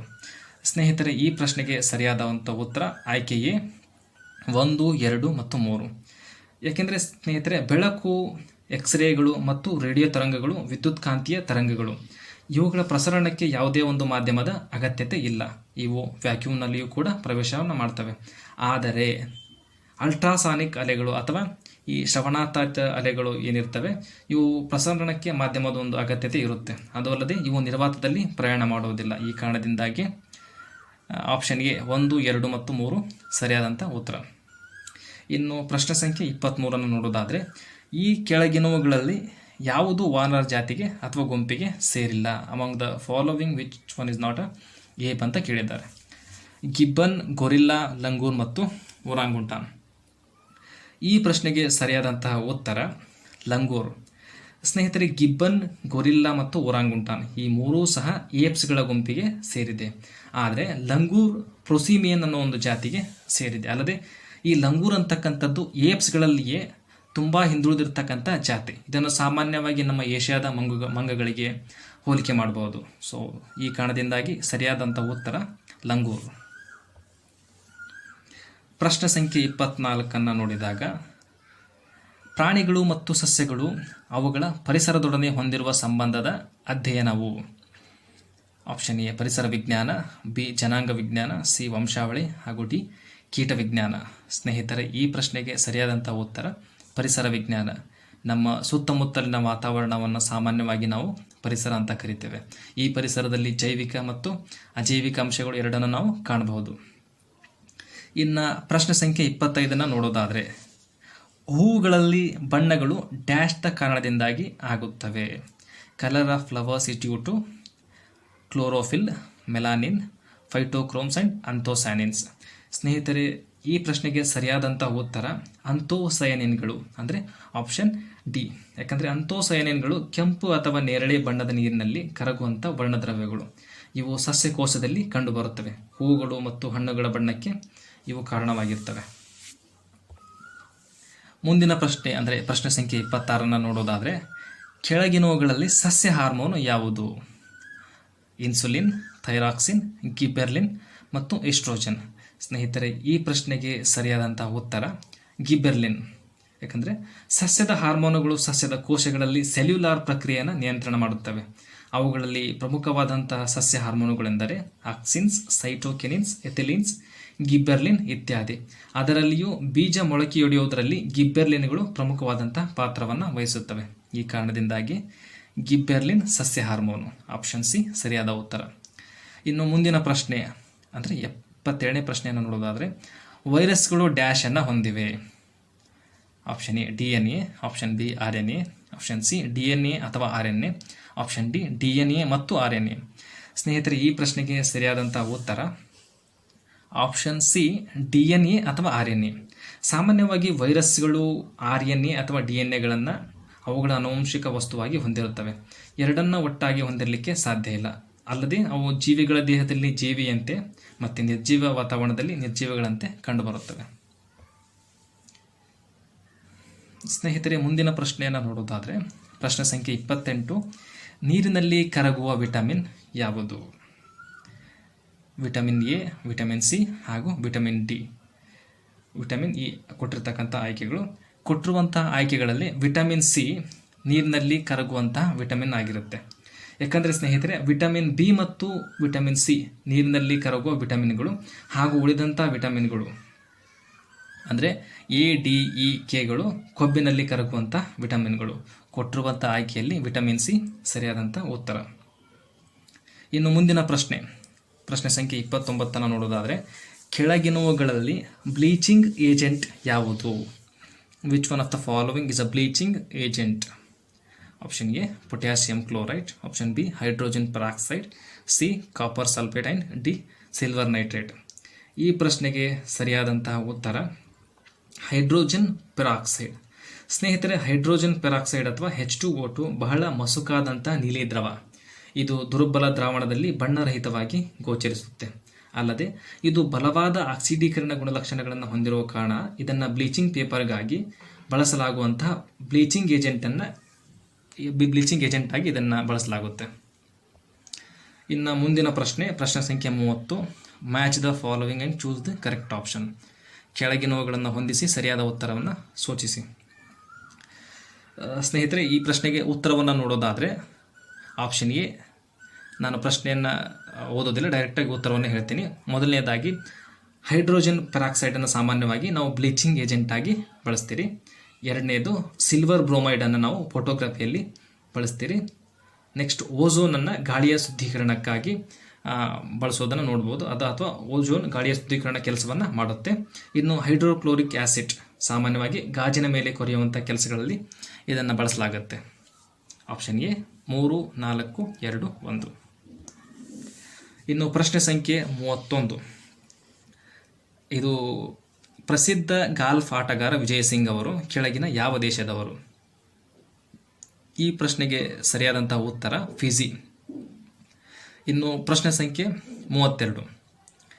The term butterfly stroke is associated with, ಅಂದರೆ ಬಟರ್ಫ್ಲೈ ಸ್ಟ್ರೋಕ್ ಎನ್ನುವಂತಹದ್ದು ಯಾವ ಕ್ರೀಡೆಗೆ ಸಂಬಂಧಿಸಿದೆ? ಕಬಡ್ಡಿ, ಕುಸ್ತಿ, ಈಜುವುದು ಮತ್ತು ಬಾಕ್ಸಿಂಗ್. ಸಾಮಾನ್ಯವಾಗಿ ಬಟರ್ಫ್ಲೈ ಸ್ಟ್ರೋಕ್ ಎನ್ನುವುದು ಈಜುವಿಕೆಗೆ ಸಂಬಂಧಪಟ್ಟಿರತಕ್ಕಂಥ ಒಂದು ಪದ. ಆಪ್ಷನ್ ಸಿ ಸರಿಯಾದಂಥ ಉತ್ತರ. ಇನ್ನು ಪ್ರಶ್ನೆ ಸಂಖ್ಯೆ 33 ನೋಡೋದಾದರೆ USA ಓಪನ್ 2015 ಅಥವಾ 2015 ಮಿಕ್ಸ್ಡ್ ಡಬಲ್ಸ್ನಲ್ಲಿ ಗೆದ್ದಂತಹ ಮಾರ್ಟಿನ್ ಹಿಂಗಿಸ್ ಅವರ ಜೊತೆ ಆಟಗಾರ. Option A Rohan Bopanna, B Leander Paes, C Somdev ಹಾಗೂ ಡಿ ಮಹೇಶ್ ಭೂಪತಿ. ಈ ಪ್ರಶ್ನೆಗೆ ಸರಿಯಾದಂತಹ ಉತ್ತರ ಲಿಯಾಂಡರ್ ಪೇಸ್. ಇದು ಕರೆಂಟ್ ಅಫೇರ್ಸ್ಗೆ ಸಂಬಂಧಪಟ್ಟಂಥ ಒಂದು ಪ್ರಶ್ನೆ. ಇನ್ನು ಪ್ರಶ್ನೆ ಸಂಖ್ಯೆ 34. ಕೆಳಗಿನವುಗಳಲ್ಲಿ ಯಾವುದು ಉತ್ತಮ ಜೈವಿಕ ಇಂಧನ? Which of the following is a good nuclear fuel? Uranium 238, neptunium 239, thorium 236 and plutonium 239. ಈ ಪ್ರಶ್ನೆಗೆ ಸರಿಯಾದಂತಹ ಉತ್ತರ ಪ್ಲೂಟೋನಿಯಂ 239. ಸ್ನೇಹಿತರೆ, ಪ್ಲೂಟೋನಿಯಂ 239 ಪ್ರಮುಖವಾಗಿ ಅಲ್ಪಾವನ್ನು ಹೊರಸೂಸುವಂಥ ಒಂದು ಧಾತು. ಸುಲಭವಾಗಿ ಯುರೇನಿಯಂ 235 ಆಗಿ ಇದು ಪರಿವರ್ತನೆ ಆಗುತ್ತೆ. ಅಲ್ಲದೆ ಇದು ಸುಲಭವಾಗಿ ಬಿರುಕು ಬಿಡುವಂತಹ ಒಂದು ನ್ಯೂಕ್ಲಿಯಸ್. ಪ್ಲೂಟೋನಿಯಮನ್ನು ಆದರ್ಶ ಪರಮಾಣು ಇಂಧನ ಅಂತಲೂ ಕರೀತಾರೆ. ಸೊ ಈ ಪ್ರಶ್ನೆಗೆ ಸರಿಯಾದಂಥ ಉತ್ತರ ಪ್ಲೂಟೋನಿಯಂ 239. ಇನ್ನು ಪ್ರಶ್ನೆ ಸಂಖ್ಯೆ 35. ಥರ್ಮೋಸ್ಟಾಟ್ ಎಂಬ ಉಪಕರಣವನ್ನು ಡ್ಯಾಶ್ಗಾಗಿ ಬಳಸಲಾಗುತ್ತದೆ. Thermostat is a device used for. Option A ಸ್ವಯಂಚಾಲಿತ ಸ್ಥಿರ ಉಷ್ಣತೆಯನ್ನು ಕಾಯ್ದುಕೊಳ್ಳಲು ಇದನ್ನು ಬಳಸಲಾಗುತ್ತದೆ. ಸ್ನೇಹಿತರೆ, ಸೆಟ್ ಪಾಯಿಂಟ್ ತಾಪಮಾನಕ್ಕೆ ಸಂಬಂಧಿಸಿದಂತೆ ಬಿಸಿಯಾಗುವ ಅಥವಾ ತಂಪಾಗಿಸುವ ಯಾವುದೇ ಸಾಧನ ಅಥವಾ ವ್ಯವಸ್ಥೆಯಲ್ಲಿ ಥರ್ಮೋಸ್ಟಾಟ್ಗಳನ್ನು ಬಳಸ್ತಾರೆ. ಇನ್ನು ಉದಾಹರಣೆಗಳನ್ನು ನೋಡೋದಾದರೆ ಕಟ್ಟಡದ ತಾಪನ ಬಿಂದು, ಕೇಂದ್ರ ತಾಪನ, ಹವಾ ನಿಯಂತ್ರಣ, HVAC, ವಾಟರ್ ಹೀಟರು ಅಥವಾ ಓವನ್ಗಳು, ರೆಫ್ರಿಜಿರೇಟರು, ಹೀಗೆ ಹಲವಾರು ಉಪಕರಣಗಳಲ್ಲಿ ಸ್ವಯಂಚಾಲಿತವಾಗಿ ಸ್ಥಿರ ಉಷ್ಣತೆಯನ್ನು ಕಾಪಾಡಿಕೊಳ್ಳಲಿಕ್ಕೆ ಈ ಥರ್ಮೋಸ್ಟಾಟನ್ನು ಬಳಸ್ತಾರೆ. ಆಪ್ಷನ್ ಎ ಸರಿಯಾದ ಉತ್ತರ. ಪ್ರಶ್ನೆ ಸಂಖ್ಯೆ 36 ನೋಡೋದಾದರೆ ಕ್ರಯೋಜೆನಿಕ್ ಎಂಜಿನ್ಗಳನ್ನು ಎಲ್ಲಿ ಬಳಸ್ತಾರೆ? ಸಾಮಾನ್ಯವಾಗಿ ಕ್ರಯೋಜೆನಿಕ್ ಎಂಜಿನ್ಗಳನ್ನು ರಾಕೆಟ್ ತಂತ್ರಜ್ಞಾನದಲ್ಲಿ ಬಳಸುತ್ತಾರೆ. ಇನ್ನು ಪ್ರಶ್ನೆ ಸಂಖ್ಯೆ 37. ಹೂ among the following let the foundation of nuclear science in India? ಭಾರತದಲ್ಲಿ ಬೀಜಾಣು ವಿಜ್ಞಾನದ ತಳಹದಿ ಹಾಕಿಕೊಟ್ಟವರು? ವಿಕ್ರಮ್ ಸಾರಾಭಾಯಿ, ಹೋಮಿ ಜಹಾಂಗೀರ್ ಬಾಬಾ, MGK ಮೆನನ್, ರಾಜಾ ರಾಮಣ್ಣ. ಸ್ನೇಹಿತರೆ, ಈ ಪ್ರಶ್ನೆಗೆ ಸರಿಯಾದಂಥ ಉತ್ತರ ಹೋಮಿ ಜಹಾಂಗೀರ್ ಬಾಬಾ. ಸ್ನೇಹಿತರೆ, ಹೋಮಿ ಜಹಾಂಗೀರ್ ಬಾಬಾ ಅವರು ಟಾಟಾ ಇನ್ಸ್ಟಿಟ್ಯೂಟ್ ಆಫ್ ಫಂಡಮೆಂಟಲ್ ರಿಸರ್ಚ್ನಲ್ಲಿ ಪ್ರಾರಂಭದಲ್ಲಿ ಪರಮಾಣು ಭೌತಶಾಸ್ತ್ರಜ್ಞರಾಗಿ ಕಾರ್ಯನಿರ್ವಹಿಸಿ ನಂತರ ಅದರ ನಿರ್ದೇಶಕರಾಗಿಯೂ ಸಹಿತ ಆಯ್ಕೆಯಾಗಿದ್ದರು. ಇವರನ್ನು ಭಾರತೀಯ ಪರಮಾಣು ಕಾರ್ಯಕ್ರಮದ ಪಿತಾಮಹ ಎಂದು ಕರೆಯುವರು. ಸ್ನೇಹಿತರೆ, ಮುಂದಿನ ಪ್ರಶ್ನೆಯನ್ನು ನೋಡೋದಾದರೆ ಪ್ರಶ್ನೆ ಸಂಖ್ಯೆ 38. ಬ್ಯಾರೋಮೀಟರ್ನಲ್ಲಿ ನೀರಿಗೆ ಬದಲಾಗಿ ಪಾದರಸದ ಬಳಕೆ ಆದ್ಯತೆ ನೀಡಲಾಗುತ್ತದೆ ಏಕೆಂದರೆ? ಸ್ನೇಹಿತರೆ, ಸಾಮಾನ್ಯವಾಗಿ ಬ್ಯಾರೋಮೀಟರ್ನಲ್ಲಿ ನೀರಿಗೆ ಬದಲಾಗಿ ಪಾದರಸವನ್ನು ಬಳಸ್ತಾರೆ. ಏಕೆಂದರೆ ಪಾದರಸವು ಹೆಚ್ಚಿನ ಸಾಂದ್ರತೆ ಮತ್ತು ಕಡಿಮೆ ಬಾಷ್ಪೀಯ ಒತ್ತಡವನ್ನು ಹೊಂದಿರುತ್ತೆ. ಅಂದರೆ mercury has high density and low vapour pressure. ಇದರಲ್ಲಿ ಕೊಟ್ಟಿರ್ತಕ್ಕಂಥ ಆಯ್ಕೆಗಳಲ್ಲಿ ಆಪ್ಷನ್ ಸಿ ಸರಿಯಾದಂಥ ಉತ್ತರ. ಇನ್ನು ಮುಂದಿನ ಪ್ರಶ್ನೆ ಸಂಖ್ಯೆ 39. ಒಂದು ಕೊಠಡಿಯಲ್ಲಿ ಒಂದು ಲೋಹದ ಮೇಜಿನ ಮೇಲೆ ಇಟ್ಟಿರುವಂಥ ಕಪ್ಪಿನಲ್ಲಿರುವ ಬಿಸಿ ಚಹಾ ಡ್ಯಾಶ್ದಿಂದಾಗಿ ತನ್ನ ಶಾಖವನ್ನು ಕಳೆದುಕೊಳ್ಳುತ್ತದೆ. Cup of hot tea on a metal table in a room loses heat by. ಕೊಟ್ಟಿರುವಂತಹ ಆಯ್ಕೆಗಳಲ್ಲಿ ಉಷ್ಣವಹನ, ಉಷ್ಣನಯನ, ವಿಕಿರಣತೆ ಮತ್ತು ಬಾಷ್ಪೀಭವನ ಸರಿಯಾದಂಥ ಉತ್ತರವಾಗಿರುತ್ತೆ. ಅಂದರೆ conduction, convention, radiation and evaporation ಈ ಪ್ರಶ್ನೆಗೆ ಸರಿಯಾದಂಥ ಉತ್ತರ. ಆಪ್ಷನ್ ಬಿ ಈ ಪ್ರಶ್ನೆಗೆ ಸರಿಯಾದಂಥ ಉತ್ತರ. ಇನ್ನು ಮುಂದಿನ ಪ್ರಶ್ನೆಯನ್ನು ನೋಡೋದಾದರೆ ಪ್ರಶ್ನೆ ಸಂಖ್ಯೆ 40. A convex mirror makes a good rear view mirror for a car because. ಅಂದರೆ ಒಂದು ಪೀನ ದರ್ಪಣವು ಕಾರಿನ ಉತ್ತಮ ಹಿಂಬದಿ ನೋಡುವ ದರ್ಪಣ ಆಗಿ ಕಾಣುತ್ತದೆ. ಏಕೆಂದರೆ ಕೊಟ್ಟಿರುವಂಥ ಆಯ್ಕೆಗಳಲ್ಲಿ ಸರಿಯಾದಂಥ ಉತ್ತರ ಇದು ನೆಟ್ಟಗಿರುವ ಚಿಕ್ಕದಾದಂಥ ಪ್ರತಿಬಿಂಬಗಳನ್ನು ರೂಪಿಸುತ್ತದೆ. ಆಪ್ಷನ್ ಡಿ ಸರಿಯಾದಂಥ ಉತ್ತರ. ಇನ್ನು ಪ್ರಶ್ನೆ ಸಂಖ್ಯೆ 41 ನೋಡೋದಾದರೆ super conductivity results when matter is. ಅಂದರೆ ದ್ರವ್ಯವನ್ನು ಡ್ಯಾಶ್ದಾಗ ಅತಿ ವಾಹಕತ್ವ ಉಂಟಾಗುತ್ತದೆ. ಕೊಟ್ಟಿರುವಂಥ ಆಯ್ಕೆಗಳಲ್ಲಿ ಸರಿಯಾದಂಥ ಉತ್ತರ ಅತಿ ಕಡಿಮೆ ಉಷ್ಣತೆಗೆ ತಂಪುಗೊಳಿಸಿದಾಗ. ಸ್ನೇಹಿತರೆ, ಸಂಪೂರ್ಣ ಕಡಿಮೆ ತಾಪಮಾನದಲ್ಲಿ ಶೂನ್ಯ ವಿದ್ಯುತ್ ಪ್ರತಿರೋಧ ಇರುತ್ತದೆ. ಅಂದರೆ ತಾಪಮಾನ ಕಡಿಮೆ ಇದ್ದಷ್ಟು ವಿದ್ಯುತ್ ಹರಿಯಲಿಕ್ಕೆ ಅನುಕೂಲವಾಗುತ್ತೆ. ಈ ಕಾರಣದಿಂದಾಗಿ ಅತಿ ಕಡಿಮೆ ಉಷ್ಣತೆಗೆ ತಂಪುಗೊಳಿಸಿದಾಗ ಅತಿವಾಹಕತ್ವ ಉಂಟಾಗುತ್ತದೆ. ಆಪ್ಷನ್ ಡಿ ಸರಿಯಾದಂಥ ಉತ್ತರ. ಇನ್ನು ಮುಂದಿನ ಪ್ರಶ್ನೆ ಸಂಖ್ಯೆ 42. ಒಂದು ಎಕ್ಸೆಲ್ ಸ್ಪ್ರೆಡ್ಶೀಟ್ ಡ್ಯಾಶ್ ವಿಸ್ತರಣೆಯನ್ನು ಹೊಂದಿದೆ. Option A .doc, option B .xls, option C .ppt and option D .exe. ಕೊಟ್ಟಿರ್ತಕ್ಕಂಥ ಆಯ್ಕೆಗಳಲ್ಲಿ ಆಪ್ಷನ್ ಬಿ .xls ಸರಿಯಾದಂಥ ಉತ್ತರವಾಗಿರುತ್ತೆ. ಯಾಕಂದರೆ ಸ್ನೇಹಿತರೆ, XLXನ ಸಾಮಾನ್ಯವಾಗಿ ಕೆಲವೊಂದು ಪಾಯಿಂಟ್ಸನ್ನು ನಾವು ನೋಡೋದಾದರೆ XLSX ಅಂದರೆ ಎಕ್ಸೆಲ್ ವರ್ಕ್ಬುಕ್ಗೆ ಸಂಬಂಧಪಟ್ಟಂಗೆ ನಾವು .XLSX ಅಂತ ಬಳಸ್ತೀರಿ. ಇನ್ನು ಎಕ್ಸೆಲ್ ಮ್ಯಾಕ್ರೋ ಎನೇಬಲ್ಡ್ ವರ್ಕ್ಬುಕ್ಗೆ ಸಂಬಂಧಪಟ್ಟಂಗೆ XLSM ಅಂತ ಬಳಸ್ತೀರಿ. ಇನ್ನು ಎಕ್ಸೆಲ್ ಟೆಂಪ್ಲೇಟ್ಗೆ ಸಂಬಂಧಪಟ್ಟಂಗೆ XLTX ಅನ್ನು ನಾವು ಬಳಸ್ತೀರಿ. ಇನ್ನು ಎಕ್ಸೆಲ್ ಮ್ಯಾಕ್ರೋ ಎನೇಬಲ್ಡ್ ಟೆಂಪ್ಲೇಟ್ಗೆ ಸಂಬಂಧಪಟ್ಟಂಗೆ .XLTM ಅನ್ನು ಬಳಸ್ತೀರಿ. ಸೊ ನಾವು ಎಕ್ಸೆಲ್ ಸ್ಪ್ರೆಡ್ ಶೀಟ್ಗೆ ಸಂಬಂಧಪಟ್ಟಂಗೆ ಒಟ್ಟಾರೆಯಾಗಿ .XL ಅನ್ನು ಕಾಮನ್ ಆಗಿ ಬಳಸ್ತೀರಿ. ಹೀಗಾಗಿ ಸರಿಯಾದಂಥ ಉತ್ತರ ಆಪ್ಷನ್ ಬಿ .XLS. ಇನ್ನು ಮುಂದಿನ ಪ್ರಶ್ನೆ ಸಂಖ್ಯೆ 43 ನೋಡೋದಾದರೆ how many kilobytes make a megabyte. ಅಂದರೆ ಒಂದು ಮೆಗಾಬೈಟ್ಗೆ ಎಷ್ಟು ಕಿಲೋಬೈಟ್ಗಳು? 128, 1024, 256 ಹಾಗೂ 512. ಕೊಟ್ಟಿರುವಂಥ ಆಯ್ಕೆಗಳಲ್ಲಿ 1024 ಅಂದರೆ ಆಪ್ಷನ್ ಬಿ ಸರಿಯಾದಂಥ ಉತ್ತರ. ಅಂದರೆ ಒಂದು ಮೆಗಾಬೈಟ್ಗೆ 1024 ಕಿಲೋಬೈಟ್. ಇನ್ನು ಇತರೆ ಯೂನಿಟ್ಸ್ ಆ್ಯಂಡ್ ಮತ್ತು ಡಿಸ್ಕ್ರಿಪ್ಷನ್ ನೋಡೋದಾದರೆ ಒಂದು ಕಿಲೋಬೈಟ್ ಅಂದರೆ 1024 ಬೈಟ್ಗಳು. ಒಂದು ಮೆಗಾಬೈಟ್ ಅಂದರೆ 1024 ಕಿಲೋಬೈಟ್ಗಳು. 1 GB ಅಥವಾ 1 ಗಿಗಾಬೈಟ್ ಅಂದರೆ 1024 ಮೆಗಾಬೈಟ್ಗಳು. 1 TB ಅಂದರೆ 1024 ಗಿಗಾಬೈಟ್ಸ್. ಇನ್ನು 1 PB ಅಂದರೆ 1 ಪೆಟಾಬೈಟ್ ಅಂದರೆ 1024 ಟೆರಾಬೈಟ್ಗಳು. ಇನ್ನು ಮುಂದಿನ ಪ್ರಶ್ನೆ ಸಂಖ್ಯೆ 44 ನೋಡೋದಾದರೆ ಒಂದು ಕಂಪ್ಯೂಟರ್ಗೆ ಯಾವ ಕಾರ್ಯಗಳನ್ನು ಮಾಡಬೇಕೆಂದು ನೀಡುವ ಇನ್ಸ್ಟ್ರಕ್ಷನ್ಸನ್ನು ಡ್ಯಾಶ್ ಎನ್ನಲಾಗುತ್ತದೆ. Set of instructions telling the computer what to do is called. ಪ್ರಶ್ನೆಯ ಆಪ್ಷನ್ಸನ್ನು ನೋಡೋದಾದರೆ mentor, instructor, compiler and option D program. ಈ ಪ್ರಶ್ನೆಗೆ ಸರಿಯಾದಂಥ ಉತ್ತರ ಪ್ರೋಗ್ರಾಮ್. ಸ್ನೇಹಿತರೆ, ಕಂಪ್ಯೂಟರ್ಗೆ ನೀಡಿದ ಸೂಚನೆಯ ಒಂದು ಗುಂಪನ್ನು ನಾವು ಪ್ರೋಗ್ರಾಮ್ ಅಂತ ಕರಿತೇವೆ. ಹೀಗೆ ಒಂದು ಸಮಸ್ಯೆಯನ್ನು ಪರಿಹರಿಸಲು ಕಂಪ್ಯೂಟರ್ಗೆ ನೀಡಲಾಗಿರ್ತಕ್ಕಂಥ ಪ್ರೋಗ್ರಾಮ್ಗಳ ಗುಂಪನ್ನು ಸಾಫ್ಟ್ವೇರ್ ಅಂತ ಕರಿತೇವೆ. ಇನ್ನು ಸಾಫ್ಟ್ವೇರ್ ಕಂಪ್ಯೂಟರ್ ಮತ್ತು ಹಾರ್ಡ್ವೇರ್ ನಡುವೆ ಇಂಟರ್ಫೇಸ್ ಆಗಿ ಕಾರ್ಯವನ್ನು ನಿರ್ವಹಿಸುತ್ತದೆ. ಸೊ ಈ ಪ್ರಶ್ನೆಗೆ ಸರಿಯಾದಂಥ ಉತ್ತರ ಪ್ರೋಗ್ರಾಮ್. ಪ್ರಶ್ನೆ ಸಂಖ್ಯೆ 45. Most essential component of a refrigerator ಈಜ್. ಒಂದು ರೆಫ್ರಿಜರೇಟರ್ನ ಅತಿ ಪ್ರಮುಖ ಭಾಗ. ಆಪ್ಷನ್ಸನ್ನು ನೋಡೋದಾದರೆ motor, cooling tubes, compressor and refrigerant. ಇದಕ್ಕೆ ಸರಿಯಾದಂಥ ಉತ್ತರ ಕಂಪ್ರೆಸರ್. ಸ್ನೇಹಿತರೆ, ಕಂಪ್ರೆಸರನ್ನು ಸಾಮಾನ್ಯವಾಗಿ ಶೈತ್ಯೀಕರಣ ಪ್ರಕ್ರಿಯೆಯ ಕೇಂದ್ರ ಬಿಂದು ಅಂತ ಕರೀತಾರೆ. ಇದು ಶೈತ್ಯೀಕರಣ ಪ್ರಸರಣವನ್ನು ನಿಯಂತ್ರಣ ಮಾಡುತ್ತೆ, ಅಲ್ಲದೆ ಶೈತ್ಯೀಕರಣದ ಒತ್ತಡವನ್ನು ಸಹ ಹೆಚ್ಚಿಗೆ ಮಾಡುತ್ತೆ. ಈ ಕಾರಣದಿಂದಾಗಿ ಕಂಪ್ರೆಸರ್ ಸರಿಯಾದಂಥ ಉತ್ತರ. ಇನ್ನು ಪ್ರಶ್ನೆ ಸಂಖ್ಯೆ 46 ನೋಡೋದಾದರೆ ಪ್ರಶ್ನೆ ಸಂಖ್ಯೆ 46. ಟೊಮ್ಯಾಟೋನಲ್ಲಿ ಯಾವ ಆಮ್ಲದ ನೈಸರ್ಗಿಕ ಮೂಲವಾಗಿದೆ? ಅಂದರೆ tomato is a natural source of which acid. ಕೊಟ್ಟಿರುವಂಥ ಆಯ್ಕೆಗಳು ಟಾರ್ಟಾರಿಕ್ ಆಮ್ಲ, ಆಕ್ಸಾಲಿಕ್ ಆಮ್ಲ, ಅಸಿಟಿಕ್ ಆಮ್ಲ, ಡಿ ಸಿಟ್ರಿಕ್ ಆಮ್ಲ. ಸ್ನೇಹಿತರೆ, ಈ ಪ್ರಶ್ನೆ ಒಂದು ರೀತಿ ವಿವಾದಿತ ಪ್ರಶ್ನೆ. ಯಾಕೆಂದರೆ ಹಿಂದೆ ಇದೇ ಪ್ರಶ್ನೆಯನ್ನು SSCಯಲ್ಲಿ ಕೇಳಿದಾಗ ಈ ಪ್ರಶ್ನೆಗೆ ಸರಿಯಾದಂಥ ಉತ್ತರ ಸಿಟ್ರಿಕ್ ಆಮ್ಲ ಆಗಿತ್ತು. ಆದರೆ ಇದೇ ಪ್ರಶ್ನೆಗೆ KEAದವರು ಬಿಟ್ಟಿರ್ತಕ್ಕಂಥ ಕೀ ಆನ್ಸರ್ಸನ್ನು ನೋಡಿದಾಗ 3 ಕೀ ಆನ್ಸರ್ಸ್ ಇದ್ದಾವೆ. ಒಂದು ಟಾಟಾರಿಕ್ ಆಮ್ಲ, 2 ಆಕ್ಸಾಲಿಕ್ ಆಮ್ಲ ಮತ್ತು ಸಿಟ್ರಿಕ್ ಆಮ್ಲ. ಆದರೆ ಕೆಲವೊಂದು ವಿಚಾರಗಳನ್ನು ಇದ್ರ ಬಗ್ಗೆ ಮಾತಾಡೋದಾದರೆ, ಸಾಮಾನ್ಯವಾಗಿ ಟೊಮೆಟೊನಲ್ಲಿ 10ಕ್ಕೂ ಹೆಚ್ಚು ಬಗೆಯ ಆಮ್ಲಗಳಿರ್ತವೆ. ಅದರಲ್ಲಿ ಅತಿ ಹೆಚ್ಚು ಪ್ರಮಾಣದಲ್ಲಿ ಕಂಡುಬರ್ತಕ್ಕಂಥ ಆಮ್ಲಗಳು ಅಂದರೆ ಸಿಟ್ರಿಕ್ ಮತ್ತು ಮಾಲಿಕ್ ಆಮ್ಲ. ಇನ್ನು ಅದರ ನಂತರ ಕಂಡುಬರ್ತಕ್ಕಂಥ ಆಮ್ಲಗಳು ಅಂದರೆ ಆಸ್ಕಾರ್ಬಿಕ್ ಆಮ್ಲ. ಕೊಟ್ಟಿರುವಂಥ ಆಯ್ಕೆಗಳಲ್ಲಿ ಸಿಟ್ರಿಕ್ ಮತ್ತು ಆಕ್ಸಾಲಿಕ್ ಆಮ್ಲ ಇರೋದ್ರಿಂದ ಸಿಟ್ರಿಕ್ ಅಥವಾ ಆಕ್ಸಾಲಿಕ್ ಸರಿಯಾದಂಥ ಉತ್ತರ ಆಗಿರುತ್ತೆ. ಅಂದರೆ ಆಪ್ಷನ್ ಬಿ ಮತ್ತು ಆಪ್ಷನ್ ಡಿ ಸರಿಯಾದಂಥ ಉತ್ತರಗಳು.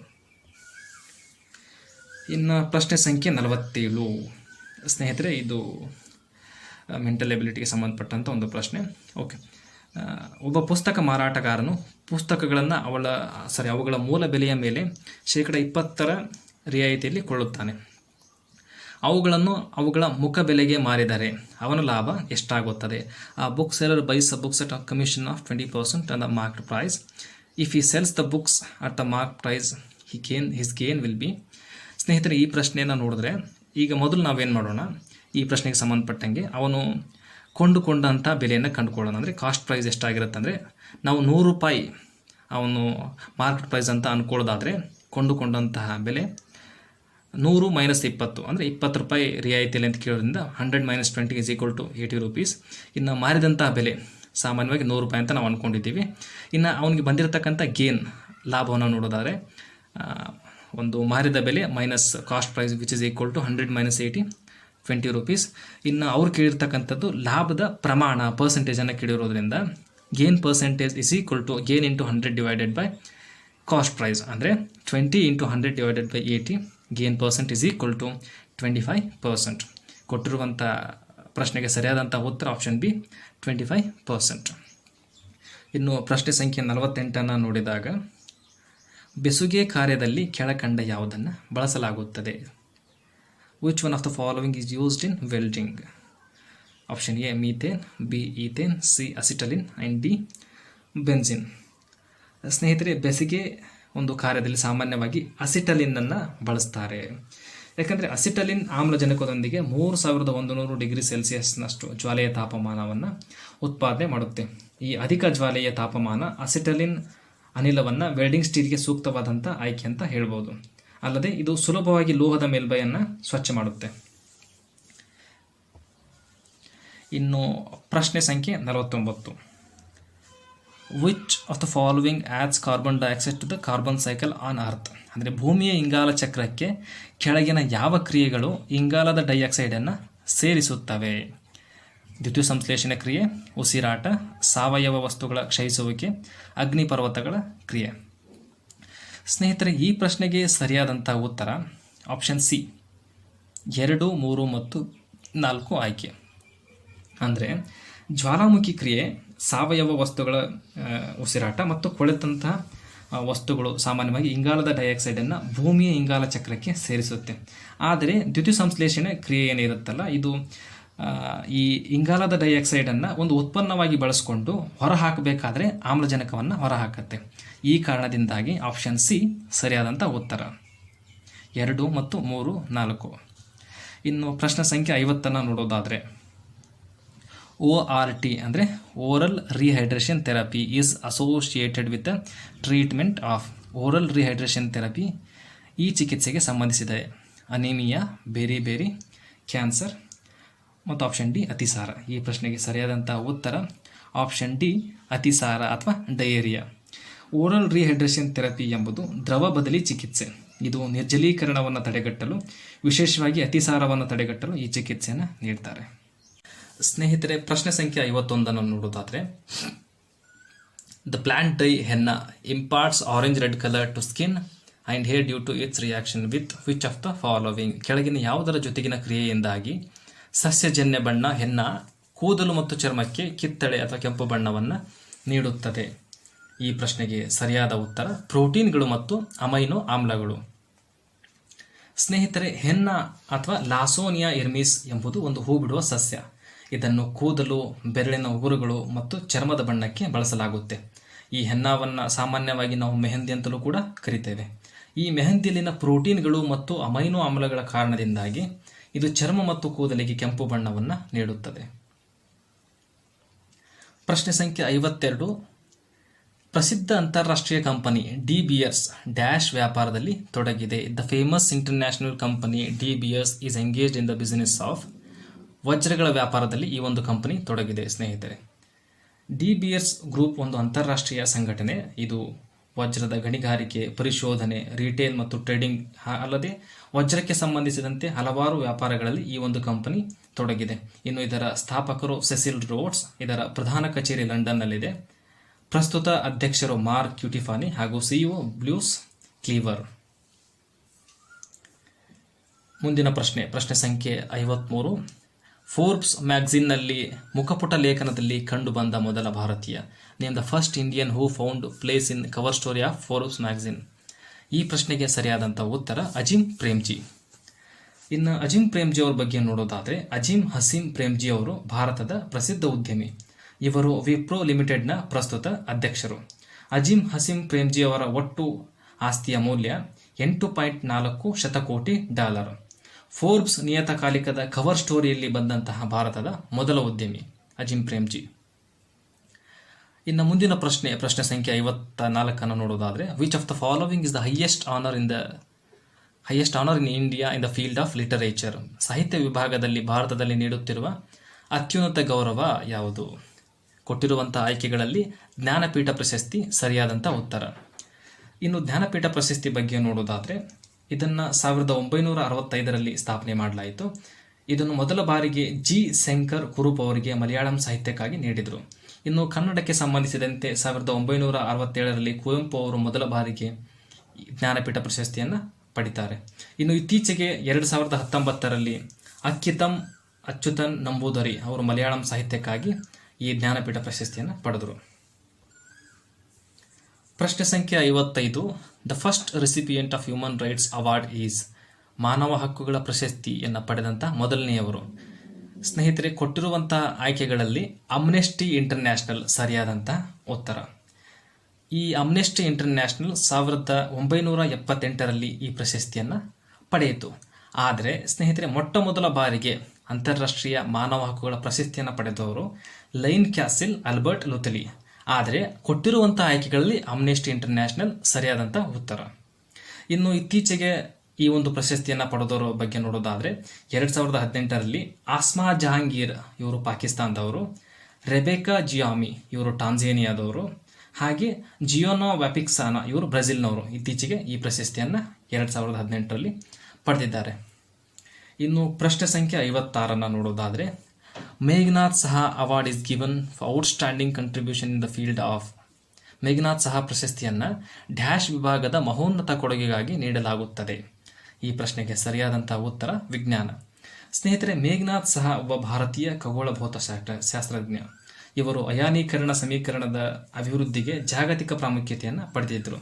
ಅಲ್ಲದೆ ನಕ್ಷತ್ರಗಳಲ್ಲಿನ ರಾಸಾಯನಿಕ ಮತ್ತು ಭೌತಿಕ ಪರಿಸ್ಥಿತಿಗಳನ್ನು ವಿವರಿಸಲು ಈ ಒಂದು ಅಯಾನೀಕರಣ ಸಮೀಕರಣ ಬಳಕೆಯಾಗುತ್ತೆ. ಇನ್ನು ಮುಂದಿನ ಪ್ರಶ್ನೆ ಸಂಖ್ಯೆ 57 ನೋಡೋದಾದರೆ, which of the following are G4 nations that support for each others bid for permanent seat in UN security council. ವಿಶ್ವಸಂಸ್ಥೆಯ ಭದ್ರತಾ ಮಂಡಳಿಯಲ್ಲಿ ಕಾಯಂ ಸದಸ್ಯತ್ವಕ್ಕಾಗಿ ಪರಸ್ಪರ ಬೆಂಬಲಿಸುತ್ತಿರುವ G4 ರಾಷ್ಟ್ರಗಳು ಕೆಳಗಿನವುಗಳಲ್ಲಿ ಯಾವುವು? ಸ್ನೇಹಿತರೆ, ಈ ಪ್ರಶ್ನೆಗೆ ಸರಿಯಾದಂಥ ಉತ್ತರ option C, Bharat, Japan, Germany ಮತ್ತು ಬ್ರೆಜಿಲ್. ಈ 4 ರಾಷ್ಟ್ರಗಳು ವಿಶ್ವಸಂಸ್ಥೆಯ ಭದ್ರತಾ ಮಂಡಳಿಯಲ್ಲಿ ಕಾಯಂ ಸದಸ್ಯತ್ವಕ್ಕಾಗಿ ಪರಸ್ಪರ ಬೆಂಬಲವನ್ನು ಸೂಚಿಸ್ತಾ ಇದ್ದಾವೆ. ಇನ್ನು ವಿಶ್ವಸಂಸ್ಥೆಯ ಭದ್ರತಾ ಮಂಡಳಿಯ ಬಗ್ಗೆ ನೋಡೋದಾದರೆ, ವಿಶ್ವಸಂಸ್ಥೆಯ ಭದ್ರತಾ ಮಂಡಳಿ 15 ಸದಸ್ಯರನ್ನು ಒಳಗೊಂಡಿದೆ. ಇದು 5 ಕಾಯಂ ಸದಸ್ಯರನ್ನು ಅಂದರೆ China, France, Russia, United Kingdom ಮತ್ತು USA ಇದರ ಕಾಯಂ ಸದಸ್ಯರು. ಹಾಗೆ 10 ಮಂದಿ ಕಾಯಮಲ್ಲದ ಸದಸ್ಯರನ್ನು ಪ್ರತಿ 2 ವರ್ಷಕ್ಕೆ ಒಂದು ಸಲ ಆಯ್ಕೆ ಮಾಡಲಾಗುತ್ತೆ. ಪ್ರಶ್ನೆ ಸಂಖ್ಯೆ 58. National planning commission has been replaced by. ಭಾರತದ ರಾಷ್ಟ್ರೀಯ ಯೋಜನೆ ಆಯೋಗದ ಬದಲಿಗೆ ಸ್ಥಾಪಿತವಾಗಿರುವ ಸಂಸ್ಥೆ. ಈ ಪ್ರಶ್ನೆಗೆ ಸರಿಯಾದಂಥ ಉತ್ತರ ನೀತಿ ಆಯೋಗ. ಸ್ನೇಹಿತರೆ, ಭಾರತದ ಯೋಜನಾ ಆಯೋಗ ದೇಶದ ಆರ್ಥಿಕ ಅಭಿವೃದ್ಧಿಯ ಪಂಚವಾರ್ಷಿಕ ಯೋಜನೆಯ ಮೇಲ್ವಿಚಾರಣೆಯನ್ನು ಮಾಡಲಿಕ್ಕೆ 1951ರಲ್ಲಿ ಪ್ರಾರಂಭ ಆಯಿತು. ಆದರೆ 2014ರಲ್ಲಿ 65 ವರ್ಷದ ಯೋಜನಾ ಆಯೋಗವನ್ನು ವಿಸರ್ಜನೆ ಮಾಡಿ ಥಿಂಕ್ ಟ್ಯಾಂಕ್ ಅಂತಲೇ ಹೆಸರಾಗಿರ್ತಕ್ಕಂಥ ನೀತಿ ಆಯೋಗವನ್ನು ಸ್ಥಾಪನೆ ಮಾಡಿದರು. ಇನ್ನು ನೀತಿ ಆಯೋಗ ಅಂದರೆ national institution for transforming India. ಇದರ ಅಧ್ಯಕ್ಷರು ಯಾವಾಗಲೂ ಪ್ರಧಾನಮಂತ್ರಿಗಳೇ ಆಗಿರ್ತಾರೆ. ಪ್ರಸ್ತುತ ಅಧ್ಯಕ್ಷರು ನರೇಂದ್ರ ಮೋದಿ ಅವರು. ಇನ್ನು ವೈಸ್ ಪ್ರೆಸಿಡೆಂಟ್ ಉಪಾಧ್ಯಕ್ಷರು ರಾಜೀವ್ ಕುಮಾರ್ ಹಾಗೂ ಸಿಇಒ ಅಮಿತಾಬ್ ಕಾಂತ್. ಪ್ರಶ್ನೆ ಸಂಖ್ಯೆ 59. Which of the following banks change its name as Axis bank limited? Axis bank limited ಎಂದು ಹೆಸರು ಬದಲಿಸಿಕೊಂಡ ಬ್ಯಾಂಕ್ ಯಾವುದು? ಈ ಪ್ರಶ್ನೆಗೆ ಸರಿಯಾದಂಥ ಉತ್ತರ UTI ಬ್ಯಾಂಕ್. ಇನ್ನು UTI ಬ್ಯಾಂಕ್ ಅಂದರೆ ಯೂನಿಯನ್ ಟ್ರಸ್ಟ್ ಆಫ್ ಇಂಡಿಯಾ. ಇದು 1993ರಲ್ಲಿ ಅಹಮದಾಬಾದ್ನಲ್ಲಿ ಪ್ರಾರಂಭ ಆಯಿತು ಸ್ನೇಹಿತರೆ. ಇದು ಇತ್ತೀಚೆಗೆ ಆಕ್ಸಿಸ್ ಬ್ಯಾಂಕ್ ಲಿಮಿಟೆಡ್ ಅಂತ ಹೆಸರನ್ನು ಬದಲಿಸಿಕೊಂಡಿತು. ಪ್ರಶ್ನೆ ಸಂಖ್ಯೆ 60. Abhinav Bindra got gold medal in the Asian championship 2015 in which of the following events? 2015ರ ಏಷಿಯನ್ ಚಾಂಪಿಯನ್ಶಿಪ್ನಲ್ಲಿ ಕೆಳಕಂಡ ಯಾವ ಕ್ರೀಡೆಯಲ್ಲಿ ಅಭಿನವ್ ಬಿಂದ್ರಾ ಚಿನ್ನದ ಪದಕವನ್ನು ಗಳಿಸಿದರು? ಈ ಪ್ರಶ್ನೆಗೆ ಸರಿಯಾದ ಉತ್ತರ ಶೂಟಿಂಗ್. ಸ್ನೇಹಿತರೆ, ಇತ್ತೀಚೆಗೆ ಅಭಿನವ್ ಬಿಂದ್ರಾ ಅವರು ಒಲಿಂಪಿಕ್ಸ್ನಲ್ಲಿಯೂ ಕೂಡ ಅಂದರೆ 2008ರ ಬೀಜಿಂಗ್ ಒಲಿಂಪಿಕ್ಸ್ನಲ್ಲಿ ಚಿನ್ನದ ಪದಕವನ್ನು ಹಾಗೂ 2006ರ ವರ್ಲ್ಡ್ ಚಾಂಪಿಯನ್ಶಿಪ್ನಲ್ಲೂ ಕೂಡ ಚಿನ್ನದ ಪದಕವನ್ನು, ಅಲ್ಲದೆ 2002, 2006, 2010 ಮತ್ತು 2014ರಲ್ಲಿ ನಡೆದಂತಹ ಕಾಮನ್ವೆಲ್ತ್ ಒಕ್ಕೂಟದಲ್ಲಿಯೂ ಕೂಡ ಕಾಮನ್ವೆಲ್ತ್ ಕ್ರೀಡೆಯಲ್ಲಿಯೂ ಕೂಡ ಇವರು ಚಿನ್ನದ ಪದಕವನ್ನು ಪಡೆದಿದ್ದಾರೆ. ಪ್ರಶ್ನೆ ಸಂಖ್ಯೆ 61 ನೋಡೋದಾದರೆ, lord Curzon made the partition of Bengal in the year. ಅಂದರೆ ಲಾರ್ಡ್ ಕರ್ಜನ್ ಅವರು ಬಂಗಾಳವನ್ನು ಡ್ಯಾಶ್ ವರ್ಷದಲ್ಲಿ ವಿಭಜನೆ ಮಾಡಿದರು. ಈ ಪ್ರಶ್ನೆಗೆ ಸರಿಯಾದಂಥ ಉತ್ತರ 1905. 1905ರಲ್ಲಿ ಲಾರ್ಡ್ ಕರ್ಜನ್ ಅವರು ಬೆಂಗಾಲನ್ನು ಪಾರ್ಟಿಷನ್ ಮಾಡ್ತಾರೆ. ಅದೇ ಬೆಂಗಾಲನ್ನು 1911ರಲ್ಲಿ ಲಾರ್ಡ್ ಹಾರ್ಡಿಂಜ್ ಅವರು ಮತ್ತೆ ಒಂದುಗೂಡಿಸ್ತಾರೆ.